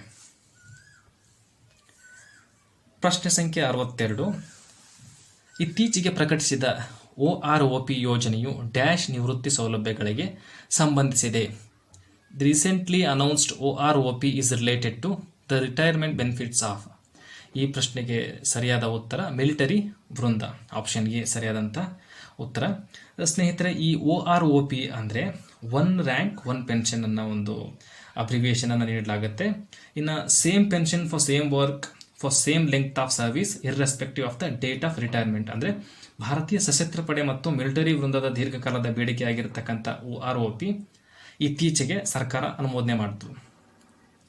ಇನ್ನು ಪ್ರಶ್ನೆ ಸಂಖ್ಯೆ 63. Jute fibre is obtained from which part of the jute plant? ಅಂದರೆ ಸೆಣಬಿನ ಸಸ್ಯದ ಯಾವ ಭಾಗದಿಂದ ಸೆಣಬಿನ ನಾರು ಪಡೆಯಲಾಗುತ್ತದೆ? ಈ ಪ್ರಶ್ನೆಗೆ ಸರಿಯಾದಂಥ ಉತ್ತರ ಕಾಂಡ. ಮುಂದಿನ ಪ್ರಶ್ನೆ ಸಂಖ್ಯೆ 64. Which of the following States is not producer of mica? ಈ ಕೆಳಗಿನ ಯಾವ ರಾಜ್ಯ ಮೈಕಾವನ್ನು ಉತ್ಪಾದಿಸುವುದಿಲ್ಲ? ಕೊಟ್ಟಿರುವಂತಹ ಉತ್ತರಗಳಲ್ಲಿ ಅಥವಾ ಕೊಟ್ಟಿರುವಂತಹ ಆಯ್ಕೆಗಳಲ್ಲಿ ಉತ್ತರ ಪ್ರದೇಶ್ ಸರಿಯಾದಂಥ ಉತ್ತರ. ಸ್ನೇಹಿತರೆ, ಭಾರತದಲ್ಲಿ ಕಂಡುಬರುವ 3 ಪ್ರಮುಖ ವಿಧದ ಮೈಕಾಗಳು ಅಂದರೆ ಮಸ್ಕೋ ವೈಟ್, ಪ್ಲೂಗೋ ವೈಟ್ ಆ್ಯಂಡ್ ಬಯೋಮೈಟ್. ಈ 3 ಮೈಕಾಗಳು ಪ್ರಮುಖವಾಗಿ ಕಂಡುಬರತಕ್ಕಂಥ ಜಾಗಗಳು ಅಂದರೆ ಆಂಧ್ರ ಪ್ರದೇಶ, ಜಾರ್ಖಂಡ್, ಬಿಹಾರ ಮತ್ತು ರಾಜಸ್ಥಾನ. ಕೊಟ್ಟಿರುವಂಥ ಆಯ್ಕೆಗಳಲ್ಲಿ ಉತ್ತರ ಪ್ರದೇಶ ತಪ್ಪಾದಂಥ ಉತ್ತರ. ಅಂದರೆ ಮೈಕಾವನ್ನು ಈ ರಾಜ್ಯದಲ್ಲಿ ಉತ್ಪಾದನೆ ಮಾಡೋದಿಲ್ಲ. ಇನ್ನು ಪ್ರಶ್ನೆ ಸಂಖ್ಯೆ 65. Which of the following is a tropical monsoon crop? ಕೆಳಗಿನ ಯಾವ ಬೆಳೆ ಉಷ್ಣವಲಯದ ಮಾನ್ಸೂನ್ ಬೆಳೆ ಆಗಿದೆ? ಈ ಪ್ರಶ್ನೆಗೆ ಸರಿಯಾದಂಥ ಉತ್ತರ ಭತ್ತ. ಪ್ರಶ್ನೆ ಸಂಖ್ಯೆ 66 ನೋಡೋದಾದರೆ, which of the following sea ports handle the largest volume of foreign trade? ನಮ್ಮ ವಿದೇಶಿ ವ್ಯಾಪಾರದ ಅತಿ ಹೆಚ್ಚು ಪ್ರಮಾಣ ನಿರ್ವಹಿಸುವಂತಹ ಬಂದರು ಯಾವುದು? ಕೊಟ್ಟಿರುವಂತಹ ಆಯ್ಕೆಗಳಲ್ಲಿ ಮುಂಬೈ ಸರಿಯಾದಂಥ ಉತ್ತರ. ಇನ್ನು ಭಾರತದ ಪ್ರಮುಖ ವಿದೇಶಿ ವ್ಯಾಪಾರದ ಬಂದರುಗಳನ್ನು ನೋಡೋದಾದರೆ, ಇತ್ತೀಚಿನ ಅಂದರೆ 2017-18ರ ಅಂಕಿಅಂಶಗಳ ಪ್ರಕಾರ ಭಾರತದಲ್ಲಿ ಅತಿ ಹೆಚ್ಚು ವಿದೇಶಿ ವ್ಯಾಪಾರ ಮಾಡ್ತಕ್ಕಂಥ ಬಂದರು ಕಾಂಡ್ಲಾ ಬಂದರು. ಇದು ಸುಮಾರು 110.9 ಮೆಗಾಟನ್ ವೇಗದಲ್ಲಿ ಸಂಚಾರವನ್ನು ನಿರ್ವಹಿಸ್ತಾ ಇದೆ. 2ನೇ ಸ್ಥಾನದಲ್ಲಿ ಪ್ಯಾರಾದೀಪ್ ಬಂದರು 102.01 ಮೆಗಾಟನ್ ಮತ್ತು 3ನೇ ಸ್ಥಾನದಲ್ಲಿ ಮುಂಬೈ ಬಂದರಿದೆ 66.65 ಮೆಗಾಟನ್.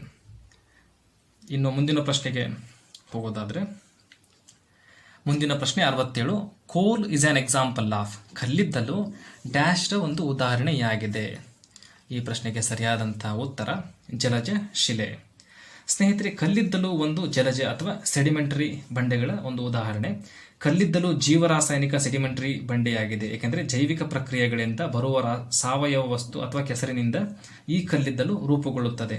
ಅಲ್ಲದೆ ಕಲ್ಲಿದ್ದಲು ಸಾಮಾನ್ಯವಾಗಿ ಜೌಗು ಪ್ರದೇಶಗಳು ಅಥವಾ ಸೆಡಿಮೆಂಟ್ ಆಮ್ಲಜನಕದೊಂದಿಗೆ ಕಡಿಮೆ ಸಂಪರ್ಕವನ್ನು ಹೊಂದಿರುವ ಪ್ರದೇಶಗಳ ಬಳಿ ಕಂಡುಬರುತ್ತೆ. ಇನ್ನು ಪ್ರಶ್ನೆ ಸಂಖ್ಯೆ 68. The first Indian to be elected as a member of British house of common was. British house of ಕಾಮನ್ಸ್ಗೆ ಆಯ್ಕೆಯಾದಂಥ ಭಾರತದ ಮೊದಲ ವ್ಯಕ್ತಿ.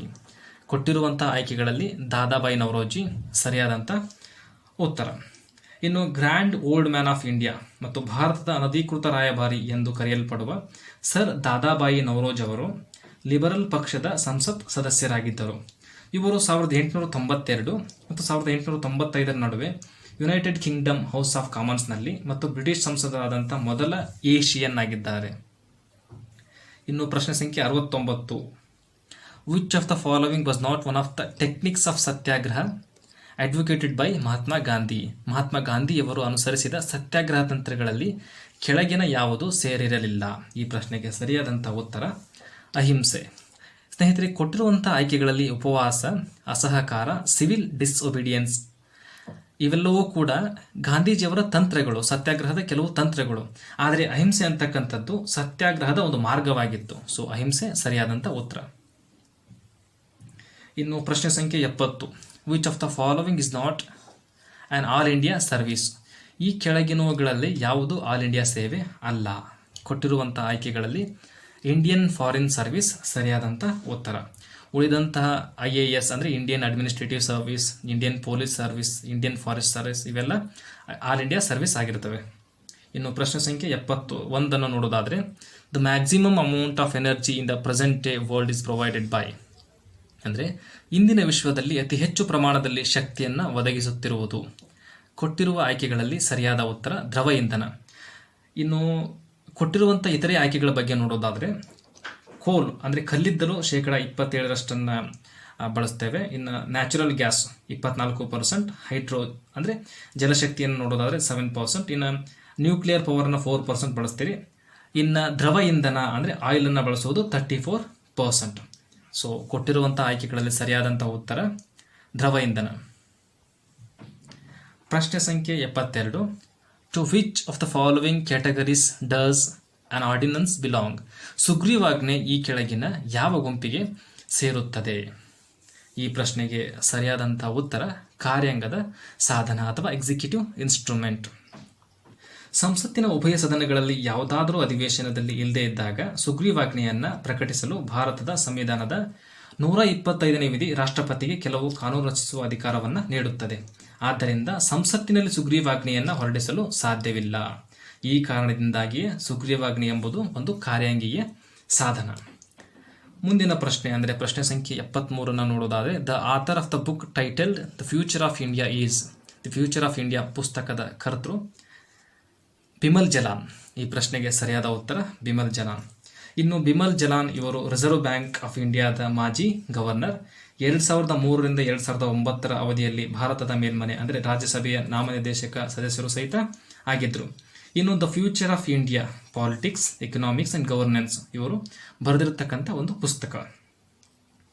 ಇನ್ನು ಪ್ರಶ್ನೆ ಸಂಖ್ಯೆ 74.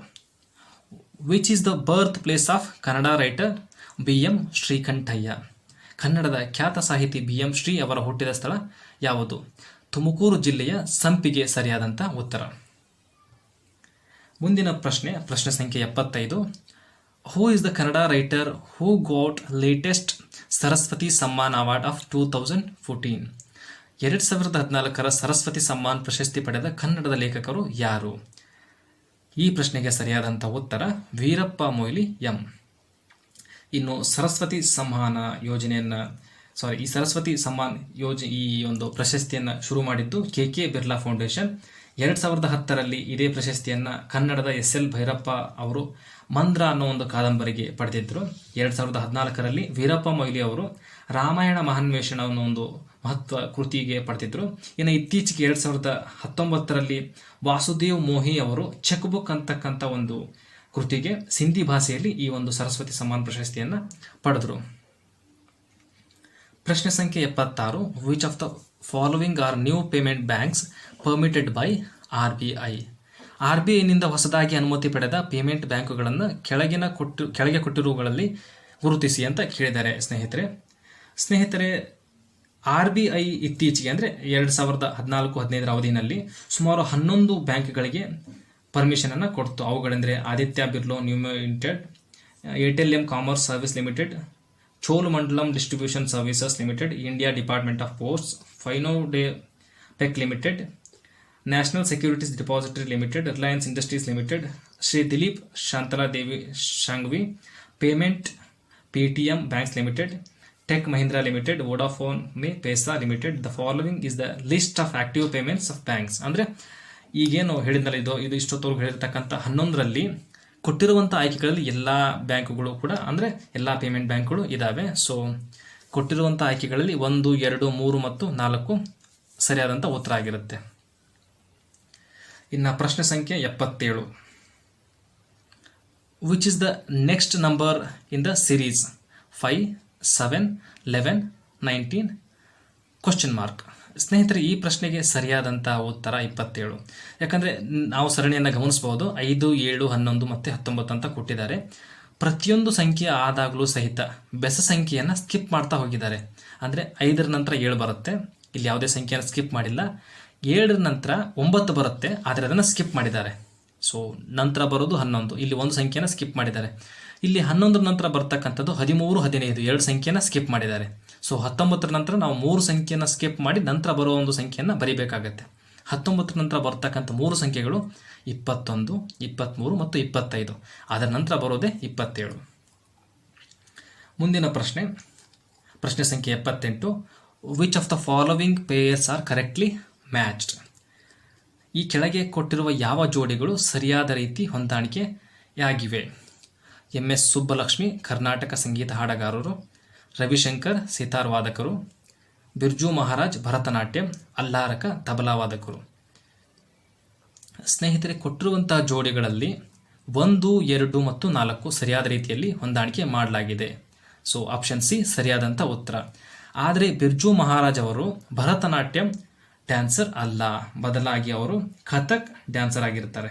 ಪಂಡಿತ್ ಬಿರ್ಜು ಮಹಾರಾಜ್ ಅವರು ಜನಪ್ರಿಯವಾಗಿ ಕರೆಯಲ್ಪಡುವ ಬ್ರಿಜ್ ಮೋಹನ್ ಮಿಶ್ರಾ, ಇವರು ಭಾರತದ ಪ್ರಸಿದ್ಧ ಕಥಕ್ ನೃತ್ಯಗಾರ, ಅಲ್ಲದೆ Allahabad ಕಲ್ಕಾ ಬಿಂದಾಡಿನ್ ಘರಾನಾದ ಪ್ರತಿಪಾದಕ.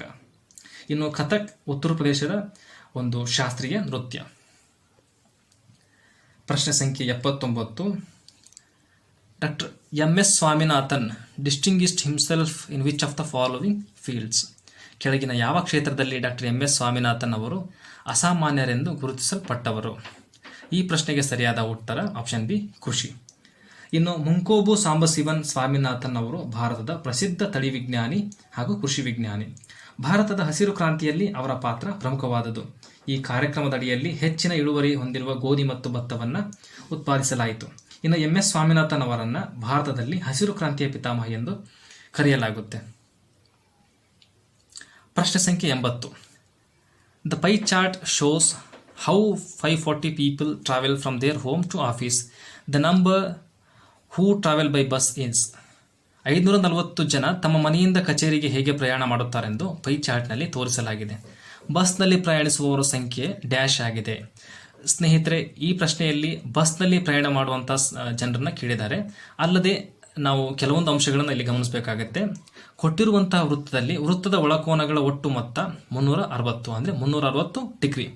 So 120% divided by 360 into 540, ಅಂದರೆ 540 ಜನ ಒಟ್ಟು ಜನ ಆಗಿರೋ ಕಾರಣದಿಂದಾಗಿ 120 divided by 360 into 540 is equal to 180, ಅಂದರೆ 180 ಜನ ಬಸ್ನಲ್ಲಿ ಪ್ರಯಾಣ ಮಾಡ್ತಾರೆ.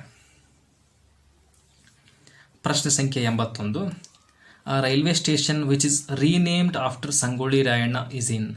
ಸಂಗೊಳ್ಳಿ ರಾಯಣ್ಣನ ಹೆಸರಿನಲ್ಲಿ ಪುನರ್ನಾಮಕರಣಗೊಂಡಿರುವ ರೈಲು ನಿಲ್ದಾಣ ಡ್ಯಾಶ್ನಲ್ಲಿದೆ. ಸ್ನೇಹಿತರೆ, ಈ ಪ್ರಶ್ನೆಗೆ ಸರಿಯಾದ ಉತ್ತರ ಆಪ್ಷನ್ ಸಿ ಬೆಂಗಳೂರು. ಬೆಂಗಳೂರಿನಲ್ಲಿ ಸಂಗೊಳ್ಳಿ ರಾಯಣ್ಣ ಅವರ ರೈಲು ನಿಲ್ದಾಣ ಇದೆ. ಪ್ರಶ್ನೆ ಸಂಖ್ಯೆ 82, where is the head quarters of ONGC? ONGCಯ ಕೇಂದ್ರ ಕಚೇರಿ ಎಲ್ಲಿದೆ? ಸ್ನೇಹಿತರೆ, ಕೊಟ್ಟಿರುವಂಥ ಆಯ್ಕೆಗಳಲ್ಲಿ ಡೆಹ್ರಾಡೂನ್ ಸರಿಯಾದಂಥ ಉತ್ತರ. Option B Dehradun. Island natural gas corporation ಅಂದರೆ ONGC ಒಂದು ಭಾರತೀಯ ಬಹುರಾಷ್ಟ್ರೀಯ ತೈಲ ಮತ್ತು ಅನಿಲ ಕಂಪನಿ. ಈ ಹಿಂದೆ ಇದರ ರಾಜಧಾನಿ ಡೆಹ್ರಾಡೂನ್ ಆಗಿತ್ತು. ಆದರೆ ಪ್ರಸ್ತುತ ಇದರ ಒಂದು ನೋಂದಾಯಿತ ಕಚೇರಿ ಇರುವುದು ನವದೆಹಲಿಯಲ್ಲಿ, ಅಂದರೆ ಡೆಹ್ರಾಡೂನ್ನಿಂದ ನವದೆಹಲಿಗೆ ಅದನ್ನು ಶಿಫ್ಟ್ ಮಾಡಿದ್ದಾರೆ ಇತ್ತೀಚೆಗೆ. ಇನ್ನು ಪ್ರಶ್ನೆ ಸಂಖ್ಯೆ 83 ನೋಡೋದಾದರೆ, who among the following is not a dancer? ಕೆಳಗಿನವುಗಳಲ್ಲಿ ಯಾರು ನೃತ್ಯಪಟು ಆಗಿರೋದಿಲ್ಲ? ಕೊಟ್ಟಿರುವಂತಹ ಆಯ್ಕೆಗಳಲ್ಲಿ ಕಿಶೋರಿ ಅಮೋನ್ಕರ್ ಅವರು ನೃತ್ಯಪಟು ಅಲ್ಲ. ಇನ್ನು ಉಳಿದಂತೆ ಗೀತಾ ಚಂದ್ರನ್, ಮಮತಾ ಶಂಕರ್, ಸ್ವಪ್ನ ಸುಂದರಿ ಖ್ಯಾತ ನೃತ್ಯಗಾರರು. ಅಲ್ಲದೆ ಕಿಶೋರಿ ಅಮೋನ್ಕರ್ ಅವರು ಖ್ಯಾತ ಸಂಗೀತಗಾರರು, ಅಂದರೆ ಖ್ಯಾತ ಗಾಯಕಿಯಾಗಿದ್ದರು. ಪ್ರಶ್ನೆ ಸಂಖ್ಯೆ 84, ಮ್ಯಾಚ್ ದ ಟೂ ಲಿಸ್ಟ್ಸ್ ಅಂದರೆ ಹೊಂದಿಸಿ ಬರೆಯಿರಿ ಅಂತ. ನಾನು ಈ ಪ್ರಶ್ನೆಗೆ ಸಂಬಂಧಿಸಿದಂತೆ ನೇರವಾಗಿ ಉತ್ತರಗಳನ್ನು ಹೇಳ್ತಾ ಹೋಗ್ತೀನಿ ಸ್ನೇಹಿತರೆ. KV ಕಾಮತ್ ಅವರು ಭಾರತದ ಪ್ರಸಿದ್ಧ ಬ್ಯಾಂಕರ್. ಇನ್ನು ಎರಡನೇದು GM ರಾವ್, ಇವರು ಭಾರತದ ಪ್ರಸಿದ್ಧ ಕೈಗಾರಿಕೋದ್ಯಮಿ. ಇನ್ನು ಮೂರನೆಯವರು ರಾಜೇಂದ್ರ ಪ್ರಚೋರಿ, ಇವರು ಭಾರತದ ಖ್ಯಾತ ಪರಿಸರವಾದಿ. ಇನ್ನು KV ಕಾಮತ್ ಅವ್ರ ಬಗ್ಗೆ ನೋಡೋದಾದರೆ, KV ಕಾಮತ್ ಅವರು ಕುಂದಾಪುರದ ವಾಮನ್ ಕಾಮತ್, ಇವರು ಬ್ರಿಕ್ಸ್ ದೇಶಗಳ ಹೊಸ ಅಭಿವೃದ್ಧಿ ಬ್ಯಾಂಕ್ ಅಂದರೆ ನ್ಯೂ ಡೆವಲಪ್ ಬ್ಯಾಂಕ್ನ ಮೊದಲ ಮುಖ್ಯಸ್ಥರಾಗಿದ್ದರು. ಅಲ್ಲದೆ ಇನ್ಫೋಸಿಸ್ ಲಿಮಿಟೆಡ್ನ ಅಧ್ಯಕ್ಷರಾಗಿಯೂ ಸಹಿತ ಇವರು ಸೇವೆಯನ್ನು ಸಲ್ಲಿಸಿದ್ದಾರೆ. ಇನ್ನು GM ರಾವ್ ಅವರು ಮೆಕ್ಯಾನಿಕಲ್ ಎಂಜಿನಿಯರ್ ಆಗಿದ್ದರು, ಅಲ್ಲದೆ ಬಿಲಿಯನಿಯರ್ ಉದ್ಯಮಿ ಕೂಡ ಆಗಿದ್ದಾರೆ. ಇನ್ನು ರಾಜೇಂದ್ರ ಕುಮಾರ್ ಪಚೌರಿ ಅವರು ಭಾರತದ ಪ್ರಸಿದ್ಧ ಪರಿಸರವಾದಿ, ಅಲ್ಲದೆ ಹವಾಮಾನ ಬದಲಾವಣೆಯ ಕುರಿತಾದ ಅಂತರ್ ಸರ್ಕಾರಿ ಸಮಿತಿಯ ಅಧ್ಯಕ್ಷರಾಗಿ ಇವರು ಸೇವೆಯನ್ನು ಸಲ್ಲಿಸಿದ್ದಾರೆ. ಪ್ರಶ್ನೆ ಸಂಖ್ಯೆ 85, with which game is the term bishop associated? Bishop ಎಂಬ ಪದ ಯಾವ ಕ್ರೀಡೆಗೆ ಸಂಬಂಧಿಸಿದೆ? ಸ್ನೇಹಿತರೆ, ಈ ಪ್ರಶ್ನೆಗೆ ಸರಿಯಾದ ಉತ್ತರ ಚೆಸ್. ಪ್ರಶ್ನೆ ಸಂಖ್ಯೆ 86, among the following persons whose birth anniversary is celebrated as Sadbhavana Diwas? Sadbhavana ದಿವಸವನ್ನು ಕೆಳಕಂಡ ಯಾವ ವ್ಯಕ್ತಿಯ ಜನ್ಮದಿನಾಚರಣೆ ಎಂದು ಆಚರಿಸಲಾಗುತ್ತದೆ? ಆಪ್ಷನ್ ಬಿ ರಾಜೀವ್ ಗಾಂಧಿ ಸರಿಯಾದಂಥ ಉತ್ತರ. ಸ್ನೇಹಿತರೆ, ಆಗಸ್ಟ್ 20ರಂದು ಭಾರತದ ಪ್ರಧಾನಮಂತ್ರಿ ದಿವಂಗತ ಶ್ರೀ ರಾಜೀವ್ ಗಾಂಧಿಯವರ ಜನ್ಮ ದಿನಾಚರಣೆಯನ್ನು ಸದ್ಭಾವನಾ ದಿವಸ್ ಎಂದು ಆಚರಿಸಲಾಗುತ್ತದೆ. ಎಲ್ಲ ಧರ್ಮ ಮತ್ತು ಭಾಷೆಗಳ ಜನರಲ್ಲಿ ರಾಷ್ಟ್ರೀಯ ಏಕೀಕರಣ ಮತ್ತು ಕೋಮು ಸೌಹಾರ್ದತೆಯನ್ನು ಉತ್ತೇಜಿಸುವ ಒಂದು ಉದ್ದೇಶದಿಂದ ಈ ಸದ್ಭಾವನಾ ದಿನವನ್ನು ಆಚರಿಸಲಾಗುತ್ತೆ. ಇನ್ನು ಪ್ರಶ್ನೆ ಸಂಖ್ಯೆ 87 ನೋಡೋದಾದರೆ, where is Feroz Shah Kotla cricket stadium located? Feroz Shah Kotla ಕ್ರೀಡಾಂಗಣ ಎಲ್ಲಿದೆ? ಸ್ನೇಹಿತರೆ, ಈ ಫಿರೋಜ್ ಶಾ ಕೋಟ್ಲಾ ಅನ್ನೋದೊಂದು ಕ್ರಿಕೆಟ್ ಕ್ರೀಡಾಂಗಣ, ಇದು ದೆಹಲಿಯಲ್ಲಿದೆ. ಆದರೆ ಪ್ರಸ್ತುತ ಇದರ ಹೆಸರು ಅರುಣ್ ಜೇಟ್ಲಿ ಕ್ರೀಡಾಂಗಣ. 1883ರಲ್ಲಿ ಫಿರೋಜ್ ಶಾ ಕೋಟ್ಲಾ ಮೈದಾನವಾಗಿ ಸ್ಥಾಪನೆಯಾದ ಇದು ಕೋಲ್ಕತ್ತಾದ ಈಡನ್ ಗಾರ್ಡನ್ಸ್ ನಂತರ ಭಾರತದಲ್ಲಿ ಅತಿ ದೊಡ್ಡ ಹಳೆಯ ಅಂತಾರಾಷ್ಟ್ರೀಯ ಕ್ರಿಕೆಟ್ ಕ್ರೀಡಾಂಗಣ. ಪ್ರಶ್ನೆ ಸಂಖ್ಯೆ 88 ನೋಡೋದಾದರೆ, which organ of UNO is considered as world parliament? ವಿಶ್ವಸಂಸ್ಥೆಯ ಯಾವ ಅಂಗವನ್ನು ವಿಶ್ವ ಪಾರ್ಲಿಮೆಂಟ್ ಎಂದು ಪರಿಗಣಿಸಲಾಗುತ್ತದೆ? ಈ ಪ್ರಶ್ನೆಗೆ ಸರಿಯಾದಂಥ ಉತ್ತರ ಜನರಲ್ ಅಸೆಂಬ್ಲಿ. ಸ್ನೇಹಿತರೆ, ವಿಶ್ವಸಂಸ್ಥೆಯ ಸಾಮಾನ್ಯ ಸಭೆಯು UNOದ ನೀತಿ ನಿರೂಪಣೆ ಹಾಗೂ ಪ್ರತಿನಿಧಿ ಅಂಗ. UNO ಅಂದರೆ ವಿಶ್ವಸಂಸ್ಥೆಯ ಎಲ್ಲ 193 ಸದಸ್ಯ ರಾಷ್ಟ್ರಗಳನ್ನು ಈ ಸಾಮಾನ್ಯ ಸಭೆಯು ಪ್ರತಿನಿಧಿಸುತ್ತೆ. ಅಲ್ಲದೆ ಸಾರ್ವತ್ರಿಕ ಪ್ರಾತಿನಿಧ್ಯವನ್ನು ಹೊಂದಿರುವಂಥ UNOದ ಏಕೈಕ ಸಂಸ್ಥೆ ಈ ಜನರಲ್ ಅಸೆಂಬ್ಲಿ. ಪ್ರಶ್ನೆ ಸಂಖ್ಯೆ 89 ನೋಡೋದಾದರೆ, which is the title of APJ Abdul Kalam's autobiography? APJ Abdul Kalam ಅವರ ಆತ್ಮಚರಿತ್ರೆಯ ಶೀರ್ಷಿಕೆ ಏನು? ಈ ಪ್ರಶ್ನೆಗೆ ಸರಿಯಾದಂಥ ಉತ್ತರ option D wings of fire. ಪ್ರಶ್ನೆ ಸಂಖ್ಯೆ 90, if R is equal to 18, a rat is equal to 39, according to the same rule, what is ray? ಅಂದರೆ R ಅಂದರೆ 18, ರ್ಯಾಟ್ ಅಂದರೆ 39. ಇದೇ ತತ್ವದಂತೆ ರೇ ಅಂದರೆ ಎಷ್ಟು? ಸ್ನೇಹಿತರೆ, ಇದನ್ನು ಸಾಲ್ವ್ ಮಾಡಿರೋದನ್ನು ನೋಡ್ಬೋದಲ್ಲಿ ರ್ಯಾಟ್ ಇಸ್ ಈಕ್ವಲ್ ಟು 39 ಅಂತ ಕೊಟ್ಟಿದ್ದಾರೆ. ಅಂದರೆ R ಈ ಅಲ್ಫಾಬೆಟ್ಸಲ್ಲಿ 18ನೇ ಸ್ಥಾನದಲ್ಲಿ ಇದೆ. ಇನ್ನು A 1ನೇ ಸ್ಥಾನದಲ್ಲಿ ಇರುತ್ತೆ. ಇನ್ನು T 20ನೇ ಸ್ಥಾನದಲ್ಲಿದೆ. ಒಟ್ಟಾಗಿ ಅದರ ಮೌಲ್ಯವನ್ನು ನೋಡಿದಾಗ ರ್ಯಾಟ್ ಇಸ್ ಈಕ್ವಲ್ ಟು 39 ಆಗುತ್ತೆ. ಅದೇ ರೀತಿ ನಾವು ರೇಯನ್ನು ನೋಡೋದಾದರೆ R is equal to 18, A ಅಂತಕ್ಕಂಥದ್ದು ಮೊದಲನೇ ಸ್ಥಾನದಲ್ಲಿರುತ್ತೆ. ಇನ್ನು Y ಅಂತಕ್ಕಂಥದ್ದು 25ನೇ ಅಕ್ಷರ ಆಗಿರುತ್ತೆ. So 18 + 1 + 25 is equal to 44. ಈ ಪ್ರಶ್ನೆಗೆ ಸರಿಯಾದಂಥ ಉತ್ತರ ಆಪ್ಷನ್ ಸಿ 44. ಪ್ರಶ್ನೆ ಸಂಖ್ಯೆ 91, ಹೊಂದಿಸಿ ಬರೆಯಿರಿ. ಸ್ನೇಹಿತರೆ, ಈ ಒಂದು ಪ್ರಶ್ನೆಗೆ ಉತ್ತರಗಳನ್ನು ನಾನು ನೇರವಾಗಿ ಹೇಳ್ತಾ ಹೋಗ್ತೀನಿ. ಮೊದಲನೆಯದು autobiography of on unknown Indian. ಈ ಪುಸ್ತಕವನ್ನು ಬರೆದವರು ನೀರಜ್ ಚೌಧರಿ. ಇಂಡಿಯಾ ಅ ವೂಂಡೆಡ್ ಸಿವಿಲೈಸೇಷನ್. ಈ ಒಂದು ಪುಸ್ತಕವನ್ನು ಬರೆದವರು VS. Naipaul. Confession of a lover, ಇದನ್ನು ಮುಲ್ಕರಾಜ್ ಆನಂದ್ ಅವರು ಬರೆದಿದ್ದಾರೆ. ಇನ್ನು ದ ಇಂಗ್ಲಿಷ್ ಟೀಚರ್ ಅನ್ನುವ ಪುಸ್ತಕದ ಕರ್ತೃ ಆರ್.ಕೆ. ನಾರಾಯಣ್. ಪ್ರಶ್ನೆ ಸಂಖ್ಯೆ 92. In the 62nd national film awards who was declared the best director. 62ನೇ ನ್ಯಾಷನಲ್ ಫಿಲ್ಮ್ ಅವಾರ್ಡ್ಸ್ನಲ್ಲಿ ಯಾರನ್ನು ಅತ್ಯುತ್ತಮ ನಿರ್ದೇಶಕ ಎಂದು ಪುರಸ್ಕರಿಸಲಾಯಿತು? ಈ ಪ್ರಶ್ನೆಗೆ ಸರಿಯಾದಂಥ ಉತ್ತರ ಆಪ್ಷನ್ ಶ್ರೀಜಿತ್ ಮುಖರ್ಜಿ. ಸ್ನೇಹಿತರೆ, ಇನ್ನು ಇತ್ತೀಚೆಗೆ ಅಂದರೆ 2018ರಲ್ಲಿ 66ನೇ ಒಂದು ರಾಷ್ಟ್ರೀಯ ಚಲನಚಿತ್ರ ಫಿಲ್ಮ್ ಅವಾರ್ಡ್ಸ್ ಒಂದು ಕಾರ್ಯಕ್ರಮ ನಡೆಯಿತು. ಇನ್ನು ಅದ್ರ ಬಗ್ಗೆ ನೋಡೋದಾದರೆ ಬೆಸ್ಟ್ ಡೈರೆಕ್ಟರ್ ಅವ್ರಿಗೆ ಆ ಒಂದು ಪ್ರಶಸ್ತಿಯನ್ನು ಉರಿ ಚಿತ್ರದ ನಿರ್ದೇಶಕ ಆದಿತ್ಯ ಧರ್ ಅವರಿಗೆ ನೀಡಲಾಯಿತು. ಇನ್ನು ಬೆಸ್ಟ್ ಆ್ಯಕ್ಟರ್ ಆಯುಷ್ಮಾನ್ ಖುರಾನ್ ಮತ್ತು ವಿಕ್ಕಿ ಕೌಶಲ್ ಅವರಿಗೆ ನೀಡಲಾಯಿತು. ಇನ್ನು ಬೆಸ್ಟ್ ಆ್ಯಕ್ಟ್ರೆಸ್ ಆಗಿ ಅಂದರೆ ಅತ್ಯುತ್ತಮ ನಾಯಕ ನಟಿಯಾಗಿ ಮಹಾನಟಿ ಚಲನಚಿತ್ರದ ನಾಯಕ ನಟಿ ಕೀರ್ತಿ ಸುರೇಶ್ ಅವರಿಗೆ ನೀಡಲಾಯಿತು. ಇನ್ನು ಇತ್ತೀಚೆಗೆ ನಡೆದಂಥ ನ್ಯಾಷನಲ್ ಫಿಲ್ಮ್ ಅವಾರ್ಡ್ಸ್ನಲ್ಲಿ ಬೆಸ್ಟ್ ಕನ್ನಡ ಮೂವಿಯಾಗಿ ನಾತಿ ಚರಾಮಿಯ ಪ್ರಶಸ್ತಿಯನ್ನು ಪಡೆಯಿತು. ಅಲ್ಲದೆ ಬೆಸ್ಟ್ ಫೀಚರ್ ಫಿಲಮ್ ಆಗಿ ಹೆಲಾರೋ ಪ್ರಶಸ್ತಿಯನ್ನು ಪಡೆದಿದೆ. ಇನ್ನು ಮುಂದಿನ ಪ್ರಶ್ನೆ ಸಂಖ್ಯೆ 93 ನೋಡೋದಾದರೆ who among the following Indian origin migrants has become the governor of Louisiana province of USA in 2007. 2007ರಲ್ಲಿ ಅಮೆರಿಕ ಸಂಯುಕ್ತ ಸಂಸ್ಥಾನದ ಲೂಯಿಸಿಯಾನದ ಪ್ರಾಂತ್ಯದ ಗವರ್ನರ್ ಆದ ಭಾರತದ ಮೂಲದ ವ್ಯಕ್ತಿ ಯಾರು? ಈ ಪ್ರಶ್ನೆಗೆ ಸರಿಯಾದಂಥ ಉತ್ತರ ಬಾಬಿ ಜಿಂದಾಲ್. ಇನ್ನು ಬಾಬಿ ಜಿಂದಾಲ್ ಅವ್ರ ಬಗ್ಗೆ ನೋಡೋದಾದರೆ ಪಿಯೂಷ್ ಬಾಬಿ ಜಿಂದಾಲ್ ಅವರು 2008ರಿಂದ 2016ವರೆಗೆ ಅಮೆರಿಕದ ಅಂದರೆ ಯುನೈಟೆಡ್ ಸ್ಟೇಟ್ಸ್ ಆಫ್ ಅಮೆರಿಕದ ಲೂಯಿಸಿಯಾನಾದ ಪ್ರಾಂತ್ಯದ 55ನೇ ಗವರ್ನರ್ ಆಗಿ ಸೇವೆಯನ್ನು ಸಲ್ಲಿಸಿದ್ದಾರೆ. ಇನ್ನು ಈ ಜಿಂದಾಲ್ ಅವರು ಈ ಹಿಂದೆ USA ಹೌಸ್ ಆಫ್ ರೆಪ್ರೆಸೆಂಟೇಟಿವ್ ಸದಸ್ಯರಾಗಿ ಮತ್ತು ರಿಪಬ್ಲಿಕ್ ಗವರ್ನರ್ಸ್ ಅಧ್ಯಕ್ಷರಾಗಿಯೂ ಕೂಡ ಸೇವೆಯನ್ನು ಸಲ್ಲಿಸಿದ್ದಾರೆ. ಪ್ರಶ್ನೆ ಸಂಖ್ಯೆ 94 ನೋಡೋದಾದರೆ which 2 IPL teams have been suspended for 2 years by justice Lodha panel. Justice Lodha panel ಯಾವ 2 IPL ಟೀಮ್ಗಳನ್ನು 2 ವರ್ಷಗಳ ಅವಧಿಗೆ ನಿಲಂಬಿತಗೊಳಿಸಿತು? ಈ ಪ್ರಶ್ನೆಗೆ ಸರಿಯಾದಂಥ ಉತ್ತರ option D Chennai super Kings ಮತ್ತು ರಾಜಸ್ಥಾನ್ ರಾಯಲ್ಸ್. ಸ್ನೇಹಿತರೆ, ಭಾರತದಲ್ಲಿ ಜನವರಿ 22, 2015ರಂದು ಭಾರತದ ಸುಪ್ರೀಂ ಕೋರ್ಟ್ ಈ ಒಂದು ಜಸ್ಟಿಸ್ ಲೋಧಾ ಸಮಿತಿಯನ್ನು ನೇಮಕ ಮಾಡಿತು. ಭಾರತದಲ್ಲಿ ಕ್ರಿಕೆಟನ್ನು ಸುಧಾರಿಸಲು ಕೆಲವೊಂದು ಕ್ರಮಗಳನ್ನು ಶಿಫಾರಸು ಮಾಡಲಿಕ್ಕೆ ಈ ಒಂದು ಸಮಿತಿಯನ್ನು ನೇಮಕ ಮಾಡಲಾಯಿತು. ಇನ್ನು ಗುರುನಾಥ್ ಮಯ್ಯಪ್ಪನ್ ಹಾಗೂ ರಾಜ್ ಕುಂದ್ರಾ ಈ ವ್ಯಕ್ತಿಗಳ ಕಾರಣದಿಂದಾಗಿ ಚೆನ್ನೈ ಸೂಪರ್ ಕಿಂಗ್ಸ್ ಮತ್ತು ರಾಜಸ್ಥಾನ್ ರಾಯಲ್ಸ್ ತಂಡವನ್ನು 2 ವರ್ಷಗಳ ಅವಧಿಗೆ ಬ್ಯಾನ್ ಮಾಡಲಾಯಿತು. ಇನ್ನು ಪ್ರಶ್ನೆ ಸಂಖ್ಯೆ 95 ನೋಡಿದಾಗ best picture award in the 87th academy awards was given to. 87ನೇ ಅಕಾಡೆಮಿ ಅವಾರ್ಡ್ಸ್ನಲ್ಲಿ ಅತ್ಯುತ್ತಮ ಚಿತ್ರ ಪ್ರಶಸ್ತಿ ಡ್ಯಾಶ್ಗೆ ನೀಡಲಾಯಿತು. ಈ ಪ್ರಶ್ನೆಗೆ ಸರಿಯಾದಂಥ ಉತ್ತರ ಬರ್ಡ್ ಮ್ಯಾನ್. ಇನ್ನು ಇತ್ತೀಚಿನ ಅಕಾಡೆಮಿ ಅವಾರ್ಡ್ಸನ್ನು ನೋಡೋದಾದರೆ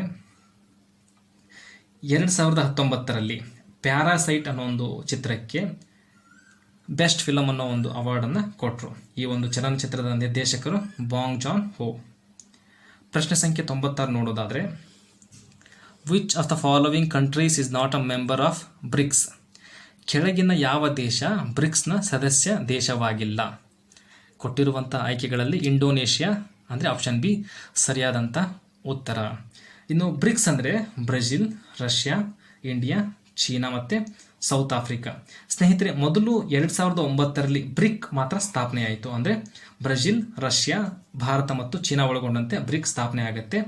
2010ರಲ್ಲಿ ಸೌತ್ ಆಫ್ರಿಕಾನು ಕೂಡ ಈ ಒಂದು ಒಕ್ಕೂಟದಲ್ಲಿ ಬಂದು ಸೇರುತ್ತೆ. ಆವಾಗ ಇದು ಬ್ರಿಕ್ಸ್ ಆಗುತ್ತೆ.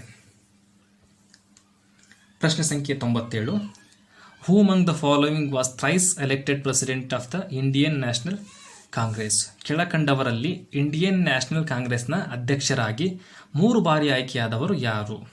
ಸರಿಯಾದಂಥ ಉತ್ತರ ದಾದಾಬಾಯಿ ನವರೋಜಿ. ಭಾರತದ grand old man Dadabhai Naoroji ಅವರು ಭಾರತೀಯ ರಾಷ್ಟ್ರೀಯ ಕಾಂಗ್ರೆಸ್ನ ಸ್ಥಾಪಕರಲ್ಲಿ ಇವರು ಕೂಡ ಒಬ್ಬರು. ಇನ್ನು ಇವರು 3 ಬಾರಿ ರಾಷ್ಟ್ರೀಯ ಕಾಂಗ್ರೆಸ್ನ ಅಧ್ಯಕ್ಷರಾಗಿ ಸೇವೆಯನ್ನು ಸಲ್ಲಿಸಿದ್ದಾರೆ. 1886ರಲ್ಲಿ ಕೋಲ್ಕತ್ತಾ ಅಧಿವೇಶನ, 1893 ಲಾಹೋರ್ ಅಧಿವೇಶನ ಹಾಗೂ 1906ರ ಕೋಲ್ಕತ್ತಾ ಅಧಿವೇಶನದಲ್ಲಿ 3 ಬಾರಿ ರಾಷ್ಟ್ರೀಯ ಕಾಂಗ್ರೆಸ್ನ ಅಧ್ಯಕ್ಷರಾಗಿದ್ದರು.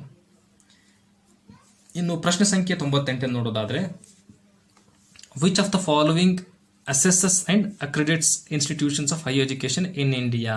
ಭಾರತದಲ್ಲಿ ಉನ್ನತ ಶಿಕ್ಷಣ ಸಂಸ್ಥೆಗಳನ್ನು ಮೌಲ್ಯಮಾಪನ ಮಾಡಿ ಗುಣಮಟ್ಟ ಪ್ರಮಾಣೀಕರಿಸುವ ಸಂಸ್ಥೆ ಯಾವುದು? ಈ ಪ್ರಶ್ನೆಗೆ ಸರಿಯಾದಂಥ ಉತ್ತರ ನ್ಯಾಕ್. ಇನ್ನು ನ್ಯಾಕ್ ಬಗ್ಗೆ ನೋಡೋದಾದರೆ, National Assessment and Accreditation Council, NAAC ಎಂಬುದು ಭಾರತದಲ್ಲಿನ ಉನ್ನತ ಶಿಕ್ಷಣಗಳನ್ನು ಮೌಲ್ಯಮಾಪನ ಮತ್ತು ಮಾನ್ಯತೆ ನೀಡುವಂಥ ಒಂದು ಸಂಸ್ಥೆ. ಇದರ ಪ್ರಧಾನ ಕಚೇರಿ ಬೆಂಗಳೂರಿನಲ್ಲಿದೆ ಹಾಗೂ ಭಾರತ ಸರ್ಕಾರದ ವಿಶ್ವವಿದ್ಯಾಲಯ ಧನಸಹಾಯ ಆಯೋಗದಿಂದ ಇದು ಧನಸಹಾಯ ಪಡೆದಂಥ ಸ್ವಾಯತ್ತ ಸಂಸ್ಥೆ. ಇನ್ನು ಮುಂದಿನ ಪ್ರಶ್ನೆ ಸಂಖ್ಯೆ 99. The state with lowest female literacy rate in India as per the 2011 census is? ಸ್ನೇಹಿತರೆ, ಈ ಪ್ರಶ್ನೆಗೆ ಸರಿಯಾದಂಥ ಉತ್ತರ ರಾಜಸ್ಥಾನ. ಆದರೆ KEನವರು ಬಿಟ್ಟಿರುವಂಥ ಕೀ ಆನ್ಸರ್ಸಲ್ಲಿ ಬಿಹಾರ ಕೊಟ್ಟಿದ್ದಾರೆ. ಬಿಹಾರ ತಪ್ಪು ಉತ್ತರ. ಯಾಕಂದರೆ ರಾಜಸ್ಥಾನದ ಒಟ್ಟು ಮಹಿಳಾ ಲಿಟ್ರಸಿ ರೇಟ್ ಇರ್ತಕ್ಕಂಥದ್ದು 52.6ರಷ್ಟು. ಆದರೆ ಬಿಹಾರದ ಅಂದರೆ ರಿವೈಸ್ಡ್ ಲಿಸ್ಟನ್ನು ಬಿಟ್ಟಾಗ ಬಿಹಾರದ್ದು 53.3ರಷ್ಟು ಇತ್ತು. ಸರಿಯಾದಂಥ ಉತ್ತರ ರಾಜಸ್ಥಾನ. ಆದರೆ KEನವರು ಕೊಟ್ಟಿರುವ ಒಂದು ಕೀ ಆನ್ಸರ್ ಪ್ರಕಾರ ಬಿಹಾರ ಅಂತ ಇದೆ. ಇನ್ನು ಭಾರತದ ಒಂದು ಜನಗಣತಿಯನ್ನು ನೋಡೋದಾದರೆ 2011ರ ಜನಗಣತಿ ಬಗ್ಗೆ ನೋಡೋದಾದರೆ 2011ರಲ್ಲಿ ಕಡಿಮೆ ಮಹಿಳಾ ಸಾಕ್ಷರತೆಯ ಪ್ರಮಾಣವನ್ನು ರಾಜಸ್ಥಾನದಲ್ಲಿ ದಾಖಲಿಸಲಾಗಿದೆ. ಇನ್ನು 2011ರಲ್ಲಿ ಭಾರತದ ಸಾಕ್ಷರತಾ ದರವು ಅಂದರೆ ಒಟ್ಟು ಸಾಕ್ಷರತಾ ದರ 74.04ರಷ್ಟು ಇತ್ತು. ಪುರುಷ ಸಾಕ್ಷರತೆ 82.14ರಷ್ಟು ಇತ್ತು. ಇನ್ನು 2011ರ ಜನಗಣತಿಯ ಪ್ರಕಾರ ಮಹಿಳಾ ಸಾಕ್ಷರತೆ 65.46 ಆಗಿದೆ. ಇನ್ನು ಪ್ರಶ್ನೆ ಸಂಖ್ಯೆ ಮತ್ತು ಕೊನೆಯ ಪ್ರಶ್ನೆ ನೋಡೋದಾದರೆ 100ನೇ ಪ್ರಶ್ನೆ. In the last decade, which of the following sectors attracted highest foreign investment into India?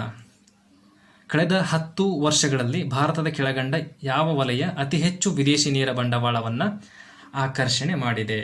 ಈ ಪ್ರಶ್ನೆಗೆ ಸರಿಯಾದಂಥ ಉತ್ತರ ಟೆಲಿಕಮ್ಯುನಿಕೇಷನ್. ಭಾರತವು ಪ್ರಸ್ತುತ ವಿಶ್ವದ 2ನೇ ಅತಿದೊಡ್ಡ ದೂರಸಂಪರ್ಕ ಮಾರುಕಟ್ಟೆ ಮತ್ತು ಕಳೆದ ದಶಕದಲ್ಲಿ ಬಲವಾದ ಬೆಳವಣಿಗೆಯನ್ನು ದಾಖಲಿಸಿದೆ. ಅಲ್ಲದೆ 2015-16ರಲ್ಲಿ 1.3 ಬಿಲಿಯನ್ನಿಂದ 2017-18ರಲ್ಲಿ 6.2 ಬಿಲಿಯನ್ಗೆ ಈ ಒಂದು ಟೆಲಿಕಾಂ ಸೆಕ್ಟರ್ಗೆ ಮಾಡಿದಂಥ ಹೂಡಿಕೆ ಹೆಚ್ಚಾಗ್ತಾ ಇದೆ. ಸ್ನೇಹಿತರೆ, ಈ ನಮ್ಮ ಪ್ರಯತ್ನ ನಿಮಗೆ ಇಷ್ಟವಾದಲ್ಲಿ ಇದನ್ನು ನಿಮ್ಮ ಸ್ನೇಹಿತರೊಂದಿಗೆ ಶೇರ್ ಮಾಡೋದನ್ನು ಮರಿಬೇಡಿ. ಹಾಗೆ ನಮ್ಮ ಚಾನಲನ್ನು ಸಬ್ಸ್ಕ್ರೈಬ್ ಮಾಡೋದನ್ನು ಕೂಡ ಮರಿಬೇಡಿ. ಧನ್ಯವಾದಗಳು ಸ್ನೇಹಿತರೆ.